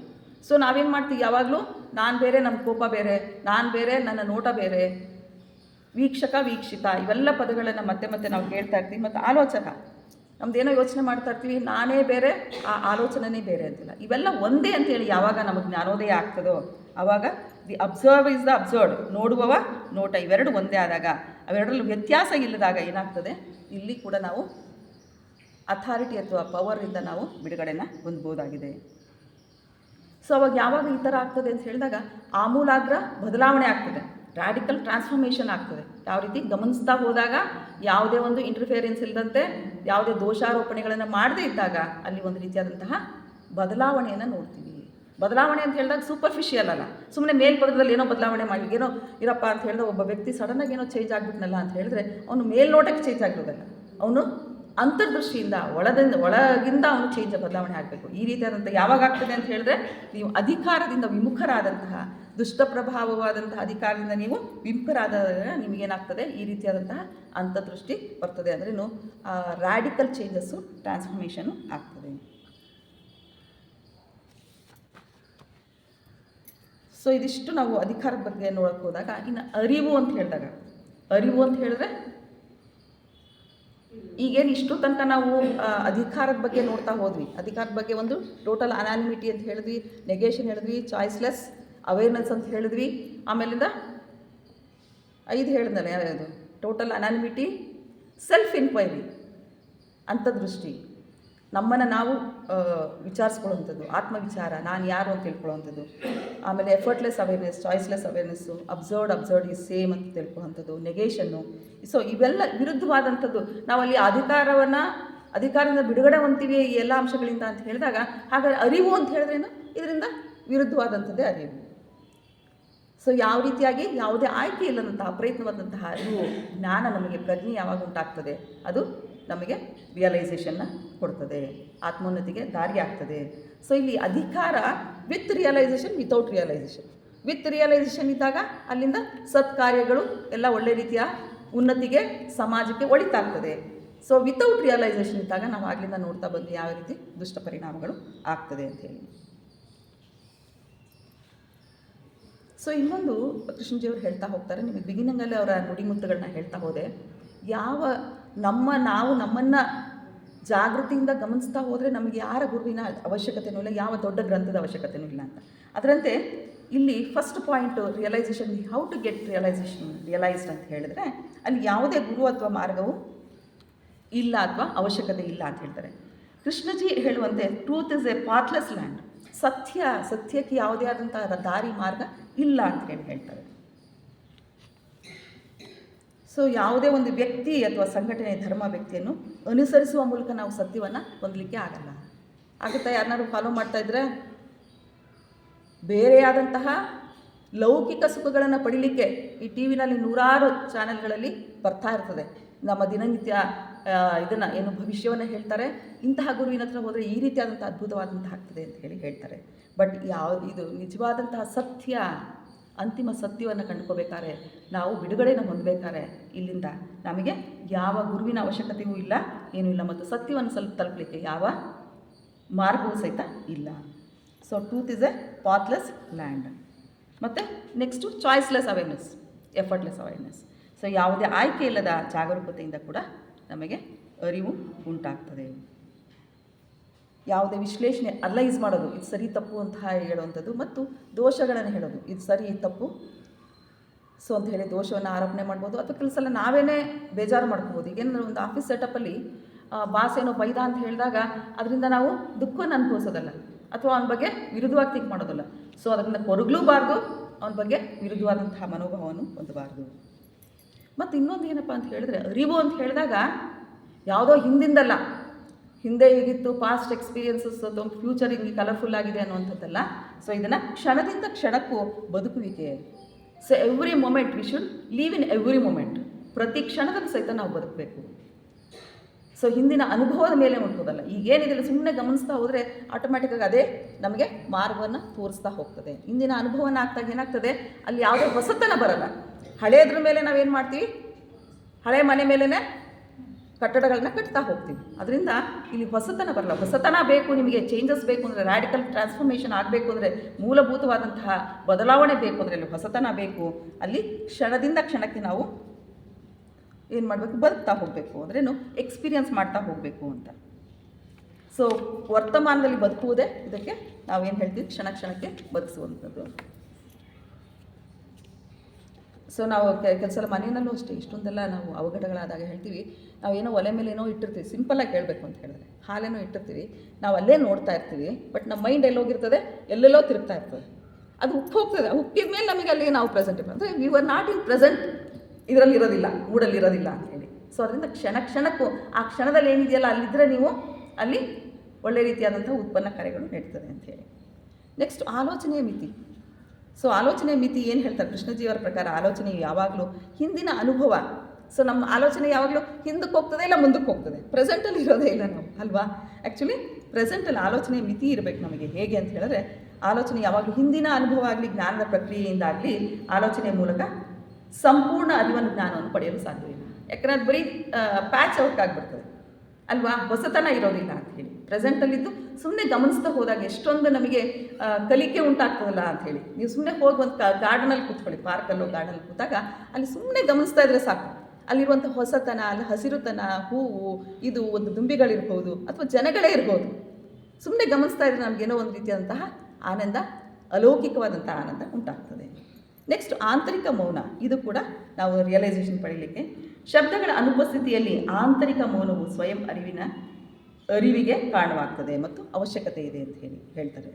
ಅಂದರೆ ಮೌನವಾಗಿ ವೀಕ್ಷಿಸುವಂಥದ್ದು, ಆ್ಯಸ್ ಇಟ್ ಈಸ್, ಇಲ್ಲೇನೂ ಇಲ್ಲ. ಅರಿವು ಅಂದರೆ ಯಥಾರ್ಥವಾಗಿ ಗಮನಿಸುವಂಥದ್ದೇ ಅರಿವು ಅಷ್ಟೇ.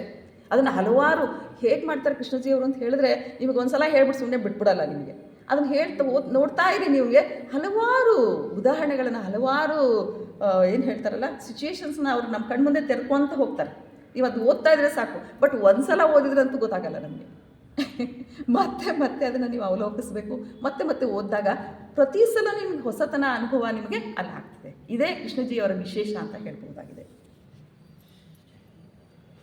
ಸೊ ಇದು ಮತ್ತೆ ಅದನ್ನೇ ಹೇಳ್ತಾ ಹೋಗ್ತಾರೆ. ಆತ್ಮವಿಮರ್ಶನೆ, ಅನಲೈಸ್ ಮಾಡ್ತಾ ಹೋಗೋದು, ನಾನು ಹೀಗೆ ನಾನು ಹಾಗೆ ಅಂತ ಹೇಳೋದಲ್ಲ, ದೋಷಾರೋಪಣೆ ಮಾಡೋದಲ್ಲ.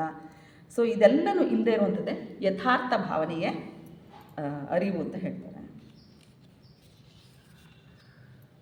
ಸೊ ಇಲ್ಲಿ ಎರಡು ರೀತಿಯಾದಂಥ ಆತ್ಮವಿಮರ್ಶನೆಯಲ್ಲಿರುವಂತಹದ್ದು ಯಾವ ರೀತಿ ಇದೆ, ವಿಮರ್ಶೆ ಇಲ್ಲದೆ ಇರುವಂಥ ಅರಿವಿನಲ್ಲಿ ಏನಿರ್ತದೆ ಅಂತ ಹೇಳಿದ್ರೆ introspection, there is identification and condemnation, ದೋಷಾರೋಪಣೆ ಇದೆ. ಬಟ್ ಅದೇ ಅವೇರ್ನೆಸ್ಸಲ್ಲಿ, ಅರಿವಲ್ಲಿ there is no identification or condemnation, ದೋಷಾರೋಪಣೆಯೂ ಇಲ್ಲ ಮತ್ತು ಏಕೀಕರಣವೂ ಇಲ್ಲ ಅಂತ ಹೇಳ್ತಾ ಹೋಗ್ತಾರೆ. ಸೊ ತನ್ನನ್ನು ಇಲ್ಲಿ ನಾವು ಈ ಕೊನೆಗೆ ಎಲ್ಲಿಗೆ ಬರ್ತೀವಿ ನಾವು ಅಂದರೆ ನಾವು ಕೊನೆಗೆ ಏನೆಲ್ಲ ಪಾಠ ಕಲಿತು ಕೂಡ ನನ್ನನ್ನು ನಾನು ಹೇಗೆ ಬಿಡುಗಡೆ ಮಾಡ್ಕೊಳ್ಳೋದು ಅಂತೇಳಿ ಯೋಚನೆ ಮಾಡ್ತೀವಿ ಅಲ್ವಾ. ಯಾವುದೇ ಮನುಷ್ಯನು ತಾನು ಉತ್ತಮ ಪಡಿಸಿಕೊಳ್ಬೇಕೆನ್ನುವಂಥ ಅಪೇಕ್ಷಿಸುವ ಮನುಷ್ಯನು ಎಂದಿಗೂ ಅದನ್ನು ಅರಿಯೋಕ್ಕಾಗಲ್ಲ. ಅಲ್ಲಿ ಅರಿವಿಲ್ಲ ಅಂಥೇಳಿ, ನಾನು ಇನ್ನೂ ಚೆನ್ನಾಗಿ ಆ ಗೋಲ್ ಮುಟ್ಟಬೇಕು, ನಾನು ಇನ್ನೂ ಉತ್ತಮನಾಗಬೇಕು, ಈ ರೀತಿಯಾದಂಥ ಆಸೆ ಆಕಾಂಕ್ಷೆಗಳು, ಡಿಸೈರ್ಸ್ ಬರ್ತದಲ್ಲ, ಅಲ್ಲಿ ನಿಮಗೆ ಅರಿಯೋಕ್ಕಾಗಲ್ಲ ಏನುವೆ. ಏಕೆಂದರೆ ಉತ್ತಮ ಪಡಿಸಿಕೊಳ್ಳುವಿಕೆಯಲ್ಲಿ ತಿರ್ಗಾ ದೋಷಾರೋಪಣೆಯೂ ಇದೆ, ಫಲಸಾಧನೆ ಕೂಡ ಸೇರಿಕೊಂಡಿದೆ. ಸೊ ಅದು ಎಷ್ಟು ಸರಳ ಅಂತ ಹೇಳಿದ್ರೆ ರಿಯಲೈಸೇಷನ್ ಅಂದರೆ ತುಂಬ ಅರಿವು ಅಂದರೆ ಸುಮ್ಮನೆ ಗಮನಿಸೋದಷ್ಟೇ, ಯಥಾರ್ಥ ಆಯ್ಕೆ ಇಲ್ಲ, ಅಲ್ಲಿ ಯಾವುದೇ ಒಂದು ಪ್ರಯತ್ನ ಇಲ್ಲ, ಇಲ್ಲಿ ಅಪ್ರಯತ್ನ. ಆವಾಗಲೇ ನಿಮಗೆ ಅರಿವಾಗುವಂಥದ್ದು. ಯಾವಾಗ ನಿಮಗೆ ಉನ್ನತವಾದಂತಹ ಸಾಧನೆ ಮಾಡಬೇಕು ಹಾಗೆ ಹೀಗೆ ಅಂತ ಹೇಳಿದ್ರೆ ಅಲ್ಲಿ ನಿಮಗೆ ಅರಿವಿಲ್ಲ. ಅರಿವೆಂದರೆ ಜನರು ವಿಚಾರಗಳು ಮತ್ತು ವಸ್ತುಗಳನ್ನೇ ನಾನು ಅಥವಾ ಅಹಂ ಹೊಂದಿರುವಂತಹ ಸಂಬಂಧಗಳಲ್ಲಿ ನಾನು ಮತ್ತು ಅಹಂ ಎಂಬುದರ ಚಟುವಟಿಕೆಗಳನ್ನು ಅರ್ಥ ಮಾಡಿಕೊಳ್ಳಬೇಕು ಅಂತ ಹೇಳಿ ತಿಳ್ಕೊಂಡಿರ್ತಾರಲ್ಲ, ಅದಲ್ಲ. ಸೊ ಅಲ್ಲಿ ಯಾವುದೇ ಒಂದು ರೀತಿಯಂತಹ ಅರ್ಥೈಸಿಕೊಳ್ಳುವಿಕೆ ಇಲ್ಲ, ಬರೀ ಗಮನಿಸುವುದು, ಯಥಾರ್ಥವಾದಂಥ ಗಮನಿಕೆ ಇರ್ತದೆ. ಮತ್ತು ಆ ಅರಿವು ಯಾವಾಗಪ್ಪ ಉಂಟಾಗ್ತದೆ, ಹಾಗಾದ್ರೆ ಹೇಗೆ ನಮ್ಗೆ ಅರಿವು ಬರ್ತದೆ ಅಂತ ಹೇಳಿದ್ರೆ ಕ್ಷಣದಿಂದ ಕ್ಷಣಕ್ಕೆ, ಆ ಕ್ಷಣದಲ್ಲಿ, ಆ ಮೊಮೆಂಟಲ್ಲೇ ನಿಮಗೆ ರಿಯಲೈಸ್. ಸಡನ್ ನಿಮಗೆ ಮಾಡ್ತಾ ಇರ್ತಿರೋ ಕೆಲಸ ಸಡನ್ನಾಗಿ ನಿಮಗೆ ಜ್ಞಾನೋದಯ ಆಗ್ತದೆ. ಓ, ಇದು ತಪ್ಪು ಮಾಡ್ತಾ ಇದ್ದೀನಿ ಅಥವಾ ತಪ್ಪಾಗಿದೆ ಅಂತೇಳಿ ಗೊತ್ತಾಗ್ತದೆ. That's nothing but realization. So ಅದನ್ನು ಇರಪ್ಪ ಹಾಗಾದ್ರೆ ತಪ್ಪಾಗಿದೆ, ಟ್ರಯಲ್ ಆ್ಯಂಡ್ ಎರರ್ ಮೆಥಡ್ ಇದೆ ಗೊತ್ತಾ ನಿಮಗೆ. ಸೊ ಅದನ್ನು ಪ್ರಯತ್ನಪೂರ್ವವಾಗಿ ಒಂದು ಸಲ ತಪ್ಪಾಯಿತು, 2 ಸಲ ತಪ್ಪಾಯಿತು, ಅದನ್ನೇ ಮಾಡ್ತಾಯಿದ್ರೆ ಅದು ಮತ್ತೆ ಅಲ್ಲಿ ರಿಯಲೈಸೇಷನ್ ಇಲ್ಲ, ಅದು ರೂಢಿ ಆಗಿಬಿಡ್ತದೆ, ಅಭ್ಯಾಸ ಆಗ್ತದೆ. ಸೊ ಅದರಿಂದ ನೀವು ಯಾವುದನ್ನಾದರೂ ಅಭ್ಯಾಸ ಮಾಡ್ಲಿಕ್ಕಾಗಲ್ಲ, ಅಭ್ಯಾಸ ಮಾಡಿದ್ರೆ ಅಲ್ಲಿ ರಿಯಲೈಸೇಷನ್ ಇಲ್ಲ. ನೀವು ಯಾವುದನ್ನಾದರೂ ಅಭ್ಯಾಸ ಮಾಡಿದರೆ ಅದು ಒಂದು ರೂಢಿ ಆಗಿಬಿಡ್ತದೆ.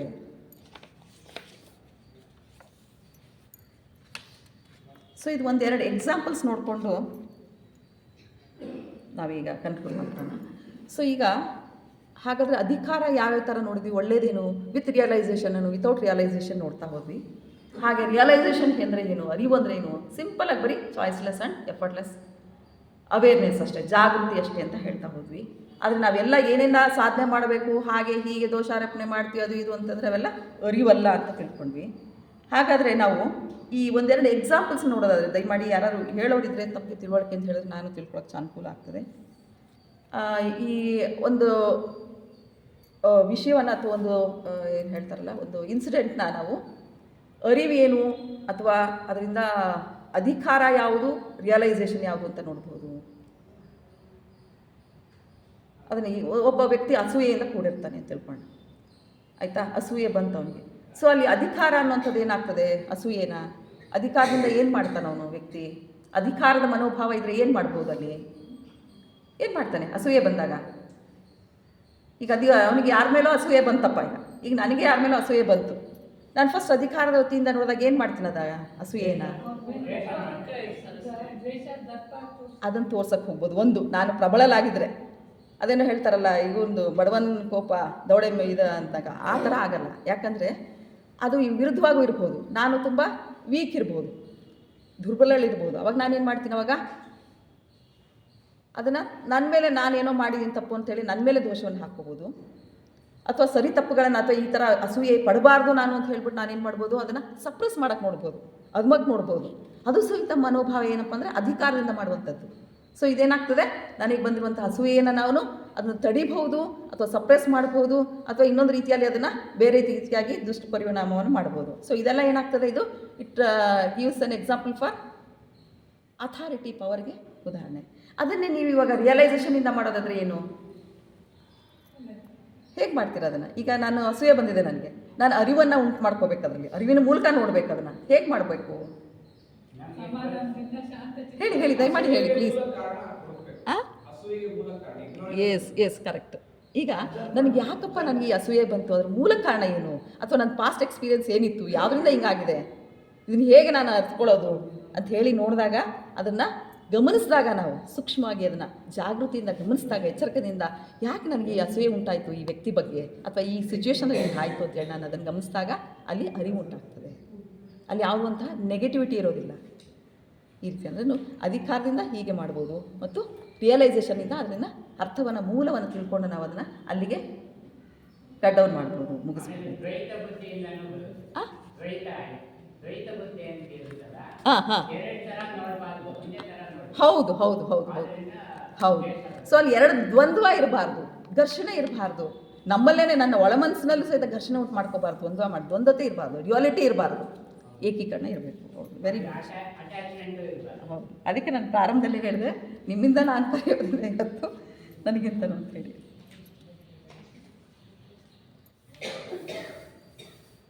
ಮತ್ತು ಯಾವಾಗಲೂ ನೀವು ಇನ್ನೊಂದು ಅಬ್ಸರ್ವ್ ಮಾಡಿರ್ಬೋದು. ಸೊ ಯಾವುದೇ ಒಂದು ವಿಷಯವನ್ನು ನೀವು ಒಳ್ಳೆ ಮನಸ್ಸಿನಿಂದ ಸೂಕ್ಷ್ಮವಾದ ಅಂದರೆ ನೀವು ಪ್ರಶಾಂತವಾಗಿ ನೀವು ಕೂತು ಅದನ್ನು ಯೋಚನೆ ಮಾಡಿದಾಗ, ಪ್ರಶಾಂತವಾದ ಮನಸ್ಸು ಏನೆಲ್ಲ ಸಾಧನೆಯನ್ನು ಮಾಡ್ಬೋದು. ಅದೇ ಒಂದು ಘರ್ಷಣೆ ಕುರಿತಂತಹ ದ್ವಂದ್ವದಿಂದ ಅವರು ಸರ್ ಹೇಳಿದ್ರಲ್ಲ, ಈಗಾಗೆ ದ್ವಂದ್ವತೆ ಇಲ್ಲದೆ ಇರುವಂಥದ್ದು. ಅಂಥ ಸಿಚುವೇಷನಲ್ಲಿ ಏನಾಗ್ತದೆ, ಯಾವುದೇ ಒಂದು ಹೊಸತನ ಬರೋದಿಲ್ಲ ನಮಗೆ ಅಲ್ವಾ. ಪ್ರಶಾಂತವಾದಂಥ ಮನಸ್ಸು, ಆಲೋಚನೆ, ಅನುಭವಿಸಲ್ಪಟ್ಟಂಥದ್ದು, ವೀಕ್ಷಿತ, ಇಷ್ಟು ಚೆನ್ನಾಗಿ ಅವರು ಸರ್ ಹೇಳ್ತಾ ಹೋಗ್ತಾರೆ ಕೃಷ್ಣಜಿಯವರು. ಅಂದರೆ ಇವರು ಈ ಎಲ್ಲ ಅಂಶಗಳು ಪ್ರತ್ಯೇಕವಾದಂಥ ಪ್ರಕ್ರಿಯೆಗಳು ಎಂಬುದರ ಅತೀವ ಕಠಿಣ ಜಟಿಲವಾದಂಥ ತೊಡರುಗಳನ್ನು ಅರ್ಥ ಮಾಡಿಕೊಳ್ಳಬಲ್ಲದು. ಪ್ರಶಾಂತವಾದ ಮನಸ್ಸಿದ್ರೆ ಅಲ್ಲಿ ಡ್ಯುಯಾಲಿಟಿ ಇಲ್ಲ, ಘರ್ಷಣೆ ಇಲ್ಲ, ದ್ವಂದ್ವ ಇಲ್ಲ ಅನ್ನುವಂಥ ಅಂಶ ನಮಗೆ ಕಂಡು ಬರ್ತದೆ. ಸೊ ಅದರಿಂದ ಅಲ್ಲಿ ಏನಾಗ್ತದೆ, ಸೃಜನಾತ್ಮಕವಾದಂತಹ ಕ್ರಾಂತಿ ಸಂಭವಿಸ್ತದೆ. ತನ್ಮೂಲಕ ಏನಾಗ್ತದೆ, ನಮಗೇನು ಬೇಕಾಗಿರೋದಿಲ್ಲಿ ಬದಲಾವಣೆ ಬೇಕು. ಯಾವ ತರಹ ಬದಲಾವಣೆ ಬೇಕು, ರ್ಯಾಡಿಕಲ್ ಚೇಂಜಸ್, ಟ್ರಾನ್ಸ್ಫಾರ್ಮೇಷನ್ ಆಗಬೇಕು. ನಮಗೆ ಈ ಹಳೇದನ್ನೇ ನಾವು ಅದನ್ನೇ ಕಲರ್ಫುಲ್ಲಾಗಿ ಮಾಡಿಕೊಂಡು ಅದನ್ನೇ ಪ್ಯಾಚ್ ಮಾಡ್ಕೊಂಡು ಮಾಡೋದಲ್ಲ, ಹೊಸತನ ಬರಬೇಕಂದಾಗ ಈ ರೀತಿಯಾದ ಪ್ರಶಾಂತವಾದಂಥ ಮನಸ್ಸಿದ್ದಾಗ ನಿಮಗೆ ಅಲ್ಲಿ ಮಾನಸಿಕವಾದಂತಹ ಸೃಜನಾತ್ಮಕ ಕ್ರಾಂತಿ ಉಂಟಾದಾಗ ಅಲ್ಲಿ ನಿಮಗೆ ಹೊಸತನ ಬರ್ತದೆ.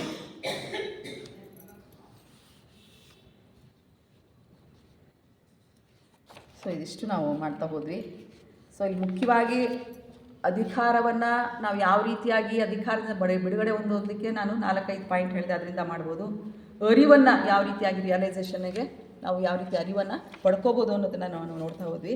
ಹಾಗಾದರೆ ಕನ್ಕ್ಲೂಡ್ ಏನು, ಇಲ್ಲಿ 2 ಪದಗಳನ್ನು ಉಪಯೋಗಿಸಿರೋ ಉದ್ದೇಶ ಏನು ನಮ್ಮ ಕೃಷ್ಣಜಿಯವರು? ಅರಿವು ಮತ್ತು ಇದನ್ನು ಯಾಕೆ ಒಟ್ಟಿಗೆ ಒಂದೇ ಚಾಪ್ಟ್ರಲ್ಲಿ ಇರಬೇಕಾಯ್ತು? ಈಗ ಅರಿವು ಬೇರೆ ಒಂದು ಕಡೆ ನಮ್ಗೆ ಅಧ್ಯಾಯದಲ್ಲಿ ಹೇಳಿದ್ದಾರೆ ಅಲ್ವಾ. ಇದನ್ನು ಅಧಿಕಾರ ಮತ್ತು ಅರಿವನ್ನು ಯಾಕೆ ಕೊಡುವಂಥ ಉದ್ದೇಶ ಏನು? ಇನ್ನೊಂದೆರಡು ಎಕ್ಸಾಂಪಲ್ಸ್ ಹೇಳಿ, ಯಾರು ಬೇಕಾದ್ರೆ ಇನ್ಯಾರು ತಮ್ಮ ಡ್ಯುಯಾಲಿಟಿ ಹೇಳಿದ್ರಲ್ಲ, ದ್ವಂದ್ವ ಇಲ್ಲದೆ ಇರುವಂಥದ್ದು. ಇನ್ನೊಂದು ಎಕ್ಸಾಂಪಲ್ ನೋಡೋಣ. ಸೊ ಈಗ ಒಂದು ಸಮಾಜದಲ್ಲಿ ನಾವು ಈ ನ್ಯಾಷನಲಿಸಮ್ ತುಂಬ ನೋಡ್ತಾ ಇರ್ತೀವಿ ಅಲ್ವಾ.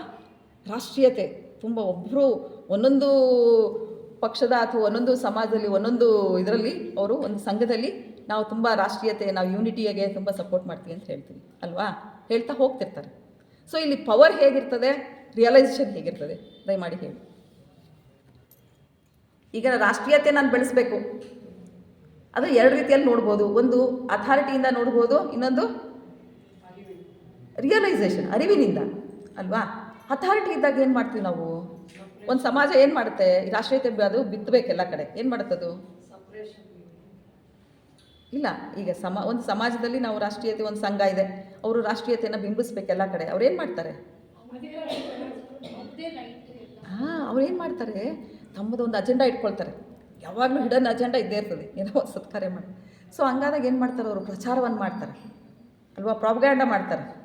ಅದಕ್ಕೆಲ್ಲ ಒಂದಷ್ಟು ಎಲ್ಲ ಏನೋ ಪಾಂಪ್ಲೆಟ್ಸ್ ಎಲ್ಲ ಹಂಚ್ತಾರೆ. ನೋಡಿದಿಲ್ಲ ನೀವು, ಇಲ್ಲೇನೋ ಒಂದು ಸತ್ಕಾರ್ಯ ನಡೀತದೆ ಅಂತ ಹೇಳಿದಾಗ ನಮ್ಮ ಏರಿಯಾದಲ್ಲಿ ಏನೋ ನಡೀತಿದೆಯಪ್ಪ, ಒಂದು ಎಕ್ಸಿಬಿಷನ್ ಆದರೂ ಪಾಂಪ್ಲೆಟ್ ಕೊಡ್ತಾರೆ, ಒಂದೇ ಯಾರು ಗುರುಜಿ ಬಂದರೂ ಸಹಿತ ಪಾಂಪ್ಲೆಟ್ಸ್ ಕೊಡ್ತಾ ಇರ್ತಾರೆ ಅಲ್ವಾ, ಪ್ರಚಾರವನ್ನು, ಅದಕ್ಕೆ ಸಂಬಂಧಪಟ್ಟಂತಹ ಆ ಭಿತ್ತಿಪತ್ರಗಳನ್ನ ಕೊಡ್ತಾ ಇರ್ತಾರೆ ಅಲ್ವಾ. ಸೊ ಅಲ್ಲಿ ಕೊಟ್ಟಾಗ ಏನಾಗ್ತದೆ, ಅಲ್ಲಿ ಅವ್ರಿಗೇನು ಬೇಕಾಗಿರೋದು, ತಮ್ಮ ಪ್ರಚಾರ ಕಾರ್ಯದಲ್ಲಿ ಯಶಸ್ವಿ ಆಗಬೇಕು, ತಮ್ಮ ಪಕ್ಷ ಅಥವಾ ತಮ್ಮ ಸಮಾಜ, ಯಾವುದೇ ಸಮಾಜ ಒಂದು ಆಗಬೇಕು ಅಂತ ಇರ್ತದೆ. ಅಲ್ಲಿ ಏನಾಗ್ತದೆ, ಅಥಾರಿಟಿ ಇದ್ದಾಗ ಏನಾಗ್ತದೆ, ಅಲ್ಲಿ ಏನು ಅಸ್ತಿತ್ವವನ್ನು ನೋಡ್ಕೊಳ್ತಾರೆ.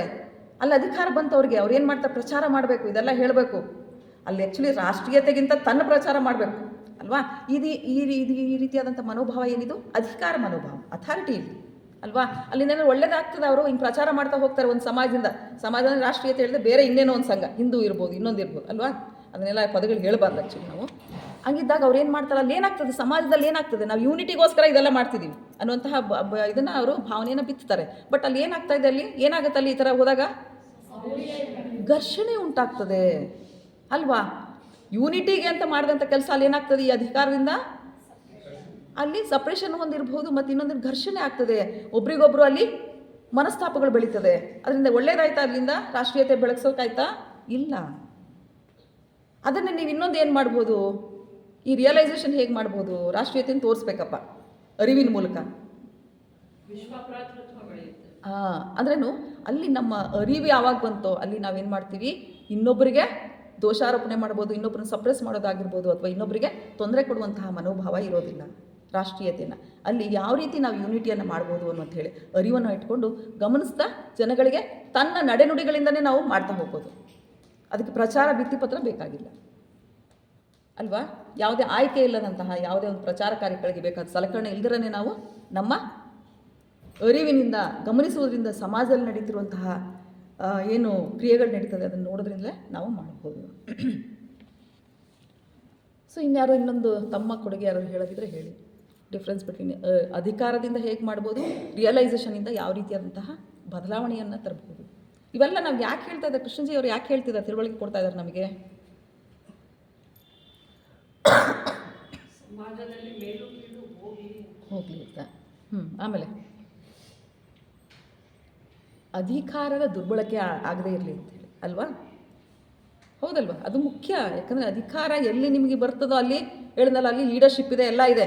ಬಟ್ ಅಲ್ಲಿಂದ ಒಳಿತೇನಾದ್ರು ಆಗ್ತಾ ಇದೆಯಾ, ಇಲ್ಲ.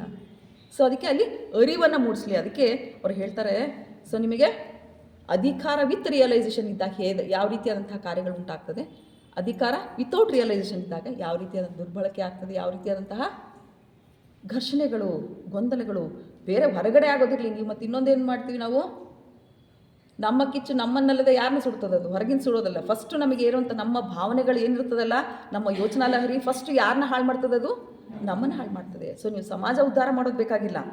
ಇಲ್ಲಿ ಅಧಿಕಾರವನ್ನು ಸದ್ಬಳಕೆ ಮಾಡಿಕೊಂಡು ಅರಿವನ್ನು ಉಂಟು ಮಾಡಿಕೊಂಡಾಗ ನಮ್ಮನ್ನು ನಾವು ಆತ್ಮೋನ್ನತಿಗೆ ಅಥವಾ ನಮ್ಮ ಉದ್ಧಾರವನ್ನು ಫಸ್ಟ್ ನಾವು ಮಾಡ್ಕೊಳ್ತೀವಿ. ಸೊ ಅದರಿಂದ ಚಾಯ್ಸ್ಲೆಸ್ ಮತ್ತು effortless awareness is very important in all the situations. Any situation ಏನೇ ಇರ್ಬೋದು, ಎಲ್ಲೇ ಇರಿ, ಹೇಗೆ ಇರಿ, ಅಲ್ಲಿ ಒಂದು ಅರಿವಿನಿಂದ ಕೂಡಿದಾಗ ಅಲ್ಲಿರುವಂತಹ ವ್ಯವಸ್ಥೆಯೇ ಬೇರೆ, ಅಲ್ಲಿರುವ ವಾತಾವರಣವೇ ಬೇರೆ ಆಗ್ತದೆ. ಅದೇ ಅಧಿಕಾರ ಇದ್ದಾಗ ಏನೆಲ್ಲ ಆಗ್ತದೆ ಅಂತ. ಸೊ ಅಧಿಕಾರ ಮತ್ತು ಅರಿವು ಈ ಎರಡು ಪದಗಳ ಧನಾತ್ಮಕ ಮತ್ತು ಋಣಾತ್ಮಕ ಅಂಶಗಳನ್ನು ಕೃಷ್ಣಜಿಯವರ ಬೋಧನೆಯಲ್ಲಿ ಅಥವಾ ಬೋಧೆಯಲ್ಲಿ ಬೆಳಕಿನಲ್ಲಿ ಅರ್ಥೈಸಿಕೊಂಡ ಮೇಲೆ ಅರಿವಿನಿಂದ ಕೂಡಿದ ಅಧಿಕಾರ ಸಮಾಜಕ್ಕೆ, ದೇಶಕ್ಕೆ, ಆತ್ಮೋನ್ನತಿಗೆ ಸಹಕಾರ ಉತ್ತಮ. ಅದರಂತೆ ನಾವೆಲ್ಲರೂ ಅರಿವಿನಿಂದ ಕೂಡಿದ ಅಧಿಕಾರವನ್ನು ನಮ್ಮ ನಿತ್ಯ ಜೀವನದಲ್ಲಿ ಪಾಲಿಸೋಣ. ಸೊ ಕೃಷ್ಣಜಿಯವರು ಈ ಮೊದಲ ಮತ್ತು ಇದು ಅವರೇ ಬರೆದಂಥ ಗ್ರಂಥ ಯಾವುದು ಮೊದಲ ಮತ್ತು ಕೆಲವೆಲ್ಲ ಅವ್ರ ಸ್ಪೀಚಸ್ ಇದೆ, ಟೀಚಿಂಗ್ಸ್ ಇದೆ, ಅದೆಲ್ಲನೂ ಅವ್ರದ್ದು ಆ ಸ್ಪೀಚಸ್ನ ಅವ್ರು ಏನು ಮಾಡಿದ್ದಾರೆ, ಒಂದು ಸಂಗ್ರಹಿಸಿ ಪುಸ್ತಕಗಳನ್ನ ಪ್ರಕಟಣೆ ಮಾಡಿದ್ದಾರೆ. ಬಟ್ ಇದು ಏನಿದೆಯಲ್ಲ ಫಸ್ಟ್ ಆ್ಯಂಡ್ ಲಾಸ್ಟ್ ಫ್ರೀಡಮ್ ಅಥವಾ ಮೊದಲ ಹಾಗೂ ಕೊನೆಯ ಬಿಡುಗಡೆ ಏನಿದೆಯಲ್ಲ ಅದು ಅವರೇ ಬರೆದುವಂತಹ ಪುಸ್ತಕ ಆಗಿದೆ. ತಮ್ಮ ಮೊದಲ ಹಾಗೂ ಅಂತಿಮ ಬಿಡುಗಡೆ ಗ್ರಂಥದಲ್ಲಿ ನಮ್ಮನ್ನು ನಾವು ಬಿಡುಗಡೆಗೊಳಿಸಿಕೊಳ್ಳುವುದು ಹೇಗೆ ಎಂಬ ಪ್ರಶ್ನೆಗೆ ಅವರು ಏನಂತ ಹೇಳ್ತಿದ್ದಾರೆ, ಸೆಲ್ಫ್ ನಾಲೆಡ್ಜ್ ಅಥವಾ ಅವೇರ್ನೆಸ್ಸಿಂದ ಅದು ಸಾಧ್ಯ ಅಂತ ತಿಳಿಸ್ತಾರೆ. ಇಲ್ಲೊಂದು ದ.ರಾ ಬೇಂದ್ರೆ ಅವ್ರ ಮಾತು ಕೇಳಿದ್ರೆ ಅನಿಸುತ್ತೆ, ಅನ್ಯರನ್ನು ಆಳು ಮಾಡದೆ ತನ್ನ ತಾನು ಆಳಿದರೆ ಅದೇ ಬಿಡುಗಡೆ. ಅನ್ಯರನ್ನು ನೀವು ದರ್ಪದಿಂದ ಆಳು ಮಾಡದಂತೆ ತಮ್ಮನ್ನು ತಾವು ಅರಿತುಕೊಂಡ್ರೆ, ಆಳಿದರೆ, ತನ್ನನ್ನು ತಾನು ಆಳಿದರೆ ಅಲ್ಲಿ ಬಿಡುಗಡೆ ಲಭ್ಯ ಅನ್ನುವಂಥ ಮಾತಿದೆ. ಇನ್ನೊಂದೆರಡು ನಿಮಗೆ ಪೂರಕವಾಗಿ, ಯಾಕಂದರೆ ಇದು ಸ್ವಲ್ಪ ಮೊನಾಟನಸ್ ಅನಿಸ್ತದೆ ಸ್ಪೀಚ್ ಅಂತ ಅನಿಸ್ತದೆ ಅನ್ಸ್ಕೊಳ್ತೀನಿ. ಇಲ್ಲಿ ಒಂದೆರಡು ನಾವು ಮಂಕುತಿಮ್ಮನ ಕಗ್ಗದಲ್ಲಿರುವಂತಹ ಅಂಶಗಳು ನೋಡಿ, ತುಂಬ ಚೆನ್ನಾಗಿದೆ, ಅದು ತುಂಬ ಅದ್ಭುತವಾಗಿದೆ. ಕುದಿ ಹೆಚ್ಚ ವೆಗಟಹುದು ಕಡಿಮೆ ಇರೆ ಹಸಿನಾಥ, ಕುದಿ ಹೆಚ್ಚ ವೆಗಟಹುದು ಕಡಿಮೆ ಇರೆ ಹಸಿನಾಥ, ಕದಡಲೊಡೆಯುವುದು ಹಾಲು ಸೂಕ್ಷ್ಮವದರ ಹದ, ಅದರ ಒಲೆ ಮನದ ಹದ ಅದನೆಚ್ಚರದಿ ನೋಡು, ಬದುಕು ಸೊಗ ಹದದಿಂದ ಮಂಕುತಿಮ್ಮ. ಹಾಲು ಉದಾಹರಣೆಗೆ, ಹಾಲನ್ನು ಹೆಚ್ಚಿಗೆ ಕಾಯಿಸಿ, ನಾನು ಆಗಲೇ ಹೇಳಿದ್ನಲ್ಲ, ಹಾಲು ಇಟ್ಬಿಟ್ಟು ಸುಮ್ಮನೆ ಅದು ನೋಡ್ತಾನೇ ಇದ್ದರೆ ಸಣ್ಣ ಗುರಿ ಇಟ್ಟರು ಕಾಯುತ್ತೆ ಅಂತ, ಅದನ್ನು ನಾವು ಏನು ಮಾಡ್ತೀವಿ, ಹೆಚ್ಚಿಗೆ ಕಾಯಿಸಿದಾಗ ಏನಾಗ್ತದೆ, ಅದು ಸೀದು ಹೋಗ್ತದೆ. ಇರಪ್ಪ ಸೀದು ಹೋಗ್ಬಿಡುತ್ತೆ ಅಂತ ಸ್ವಲ್ಪ ಕಾಯಿಸಿದ್ರೆ ಏನಾಗ್ತದೆ, ಅಲ್ಲ ಹಸಿ ವಾಸನೆ ಬರ್ತದೆ, ರಾ ಮಿಲ್ಕ್ ವಾಸನೆ ಬರ್ತದೆ ಅಲ್ವಾ. ಸೊ ಅದರಿಂದ ನೀವು ಅದನ್ನು ಅಂದ್ಬಿಟ್ಟು ಅದನ್ನು ನೀವು ಚೆನ್ನಾಗಿ ಕದಡಿದ್ರೆ ಏನಾಗ್ತದೆ, ಅದು ಕೂಡ ಹಾಲು ಕೆಟ್ಟೋಗ್ತದೆ ಅಲ್ವಾ. ಅದರಂತೆ ನಮ್ಮ ಮನಸ್ಸು ಕೂಡ ತುಂಬ ಸೂಕ್ಷ್ಮ ಆದದ್ದು. ಅದನ್ನು ಹದವರಿತು ನೀವು ಅದನ್ನು ಏನು ಹೇಳ್ತಾರಲ್ಲ, ಕಾಯ್ಕೊಂಡಾಗ ಮನಸ್ಸನ್ನು ಎಚ್ಚರದಿಂದ ಹದವಾಗಿ ಇಟ್ಕೊಂಡ್ರೆ, ನೀವು ಬಾಳನ್ನು ಹದವಾಗಿ ಇಟ್ಕೊಂಡು ಬಾಳಬೇಕು. ಇಲ್ಲವಾದಂದರೆ ಅದೇನಾಗ್ತದೆ, ಮನಸ್ಸೇನಾಗ್ತದೆ, ಕೆಟ್ಟು ಹೋಗ್ತದೆ. Just like milk. ಎಷ್ಟು ಚೆನ್ನಾಗಿ ಅಂದರೆ ಮಂಕುತಿಮ್ಮನ ಕಗ್ಗದಲ್ಲೂ ಕೂಡ ಅಷ್ಟೇ ಗುಂಡಪ್ಪನವರು ಎಷ್ಟು ಸಣ್ಣ ಸಣ್ಣ ವಿಷಯಗಳನ್ನ ಕುರಿತು ದಿನನಿತ್ಯದಲ್ಲಿ, ಅದಕ್ಕೆ ಅದೊಂದು ಭಗವದ್ಗೀತೆ ಇದ್ದಂತೇನೆ ಮಂಕುತಿಮ್ಮನ ಕಗ್ಗ, ಆ ರೀತಿ ಅಂತ ಹೇಳ್ತಾರೆ. ಸೊ ಇಲ್ಲಿ ಇನ್ನೊಂದು ವರ್ಡ್ ತುಂಬ ಚೆನ್ನಾಗಿದೆ, ಪ್ರೀತಿಯು ಕೊಡುವ ಅಧಿಕಾರವು ಅಧಿಕಾರದ ಮೇಲಿನ ಪ್ರೀತಿಗಿಂತ ದೊಡ್ಡದು ಎಂಬುದನ್ನು ನಾವು ಅರಿಬೇಕು. ಆವಾಗ ಮನಸ್ಸು ಪ್ರಶಾಂತವಾಗಿರ್ತದೆ. ಪ್ರಶಾಂತ ಮನಸ್ಸಿನಿಂದ ಏನೆಲ್ಲ ಸಾಧನೆ ಮಾಡ್ಬೋದು ಅಂತ ನೋಡ್ಬೋದು. ಇನ್ನೊಂದೇ ಒಂದು ಹೇಳ್ತೀನಿ, ಬೇಜಾರಿಲ್ಲ ತಾನೆ? ಟೈಮ್ ಆಯಿತು, ಟೈಮ್ ಇಲ್ಲ, ಇನ್ನೊಂದು 5 ನಿಮಿಷ. ಮನೆಯ ತೊರೆದೊಡೆಯಲಂ ವನಗುಹೆಯ ಸಾರಲೇಂ ತನುವನಗ್ರ ವ್ರತಗಳಿಂದ ದಂಡಿಸಲೇಂ ಬಿನದಗಳನ್ನರಿಸಿ ನೀನೂರು ರೊಳಲೆದೋಡೆಂ ಮನವ ತೊರೆದಿರಲಹುದೇ ಮಂಕುತಿಮ್ಮ. ಮನೆ ಬಿಟ್ಟು ಹೋಗೋದು ನೋಡಿದಿರಲ್ಲ, ತುಂಬ ಸಾಧನೆ ಮಾಡ್ತೀವಿ ಅಂತ ಹೇಳ್ಬಿಟ್ಟು ಸಂಸಾರವನ್ನೇ ಬಿಟ್ಬಿಟ್ಟು ಹೋಗಿರ್ತಾರೆ ಪಾಪ, ಅಲ್ಲಿ ಹೆಂಡತಿ ಮಕ್ಕಳು ತೊಂದರೆ ಮಾಡ್ಕೊಂಡಿರ್ತಾರೆ. ಸೊ ಮನೆಯ ತೊರೆದು ಹೋದರೇನು, ತಪಸ್ಸಿಗೆಂದು ಕಾಡಿಗೆ ಗುಹೆಗಳಲ್ಲಿ ಸೇರಿದರೇನು, ಹಠಯೋಗ ಮುಂತಾದ ಕಠಿಣ ವ್ರತನಗಳಿಂದ ದೇಹವನ್ನು ದಂಡಿಸಿದರೇನು, ಸುಖವನ್ನು ಹುಡುಕುತ್ತಾ ಒಂದು ಊರಿನಿಂದ ಬೇರೆ ಊರಿಗೆ ಹೋದರೇನು, ನಮ್ಮ ಮನಸ್ಸನ್ನು ತೊರೆಯಲಾಗುವುದೇ ಎಂದು ನಮ್ಮ ಮತ್ತು ನಮ್ಮ ಮನಸ್ಸಿನ ಅರಿವಿನ ಭಾವವನ್ನು ನಾವು ತಿಳ್ಕೋಬೇಕು. ಅವಿನಾಭಾವ ಮನಸ್ಸು ಮತ್ತು ಏನದು, ಅಲ್ಲಿ ಏನು ಅವಿನಾಭಾವ ಸಂಬಂಧ ಯಾರಿಗಿದೆ, ನಮ್ಮ ಮತ್ತು ನಮ್ಮ ಮನಸ್ಸು. ನಾವು ಯಾವಾಗಲೇ ನೋಡಿದ್ವಲ್ಲ, ಒಂದಾಗಬೇಕು ಅಂಥೇಳಿ. ಕೃಷ್ಣಜಿಯವರ ತತ್ವ ಏನು, ಆಲೋಚಕ ಆಲೋಚನೆ ಅಲ್ವಾ, ಅಬ್ಸರ್ವರ್ ಆ್ಯಂಡ್ ಅಬ್ಸರ್ವ್ಡ್ ಎರಡು ಒಂದೇ ಅನ್ನುವಂತಹ ವ್ಯತ್ಯಾಸ ಇಲ್ಲ ಅಂಥೇಳಿ. ಸೊ ಅದರಿಂದ ಎಲ್ಲೂ ಹೋದ್ರೆ ಏನು ಉಪಯೋಗ ಇಲ್ಲ. ನೀವು ನಮ್ಮ ಮನಸ್ಸನ್ನು ನಾವು ತೊರಿಲಿಕ್ಕಾಗಲ್ಲ, ನಮ್ಮ ಮನಸ್ಸು ನಮ್ಮ ಜೊತೆನೇ ಇರ್ತದೆ, ಬೇರೆ ಹೋಗ್ತದ, ನಾವು ಅಲ್ಲೋದೆ ಇಲ್ಲೋದೆ ಅಂಥೇಳಿ ಇಲ್ಲ. ಅದರಿಂದ ಈ ರೀತಿಯಾದಂತಹ ಅರಿವನ್ನು ನಾವು ಜ್ಞಾನವನ್ನು ಹೊಂದಬೇಕು ಅಂತ ಹೇಳ್ತಾ, ಸೊ ಸ್ವಲ್ಪ ಅಧಿಕಾರ ಮತ್ತು ಅರಿವಿನ ಬಗ್ಗೆ ಸ್ವಲ್ಪ ನಿಮ್ಮ ಜೊತೆ ಕಲೀಲಿಕ್ಕೆ, ಹಂಚಿಕೊಳ್ಳಿಕ್ಕೆ ಅವಕಾಶ ಸಿಕ್ಕಿದ್ದಕ್ಕೆ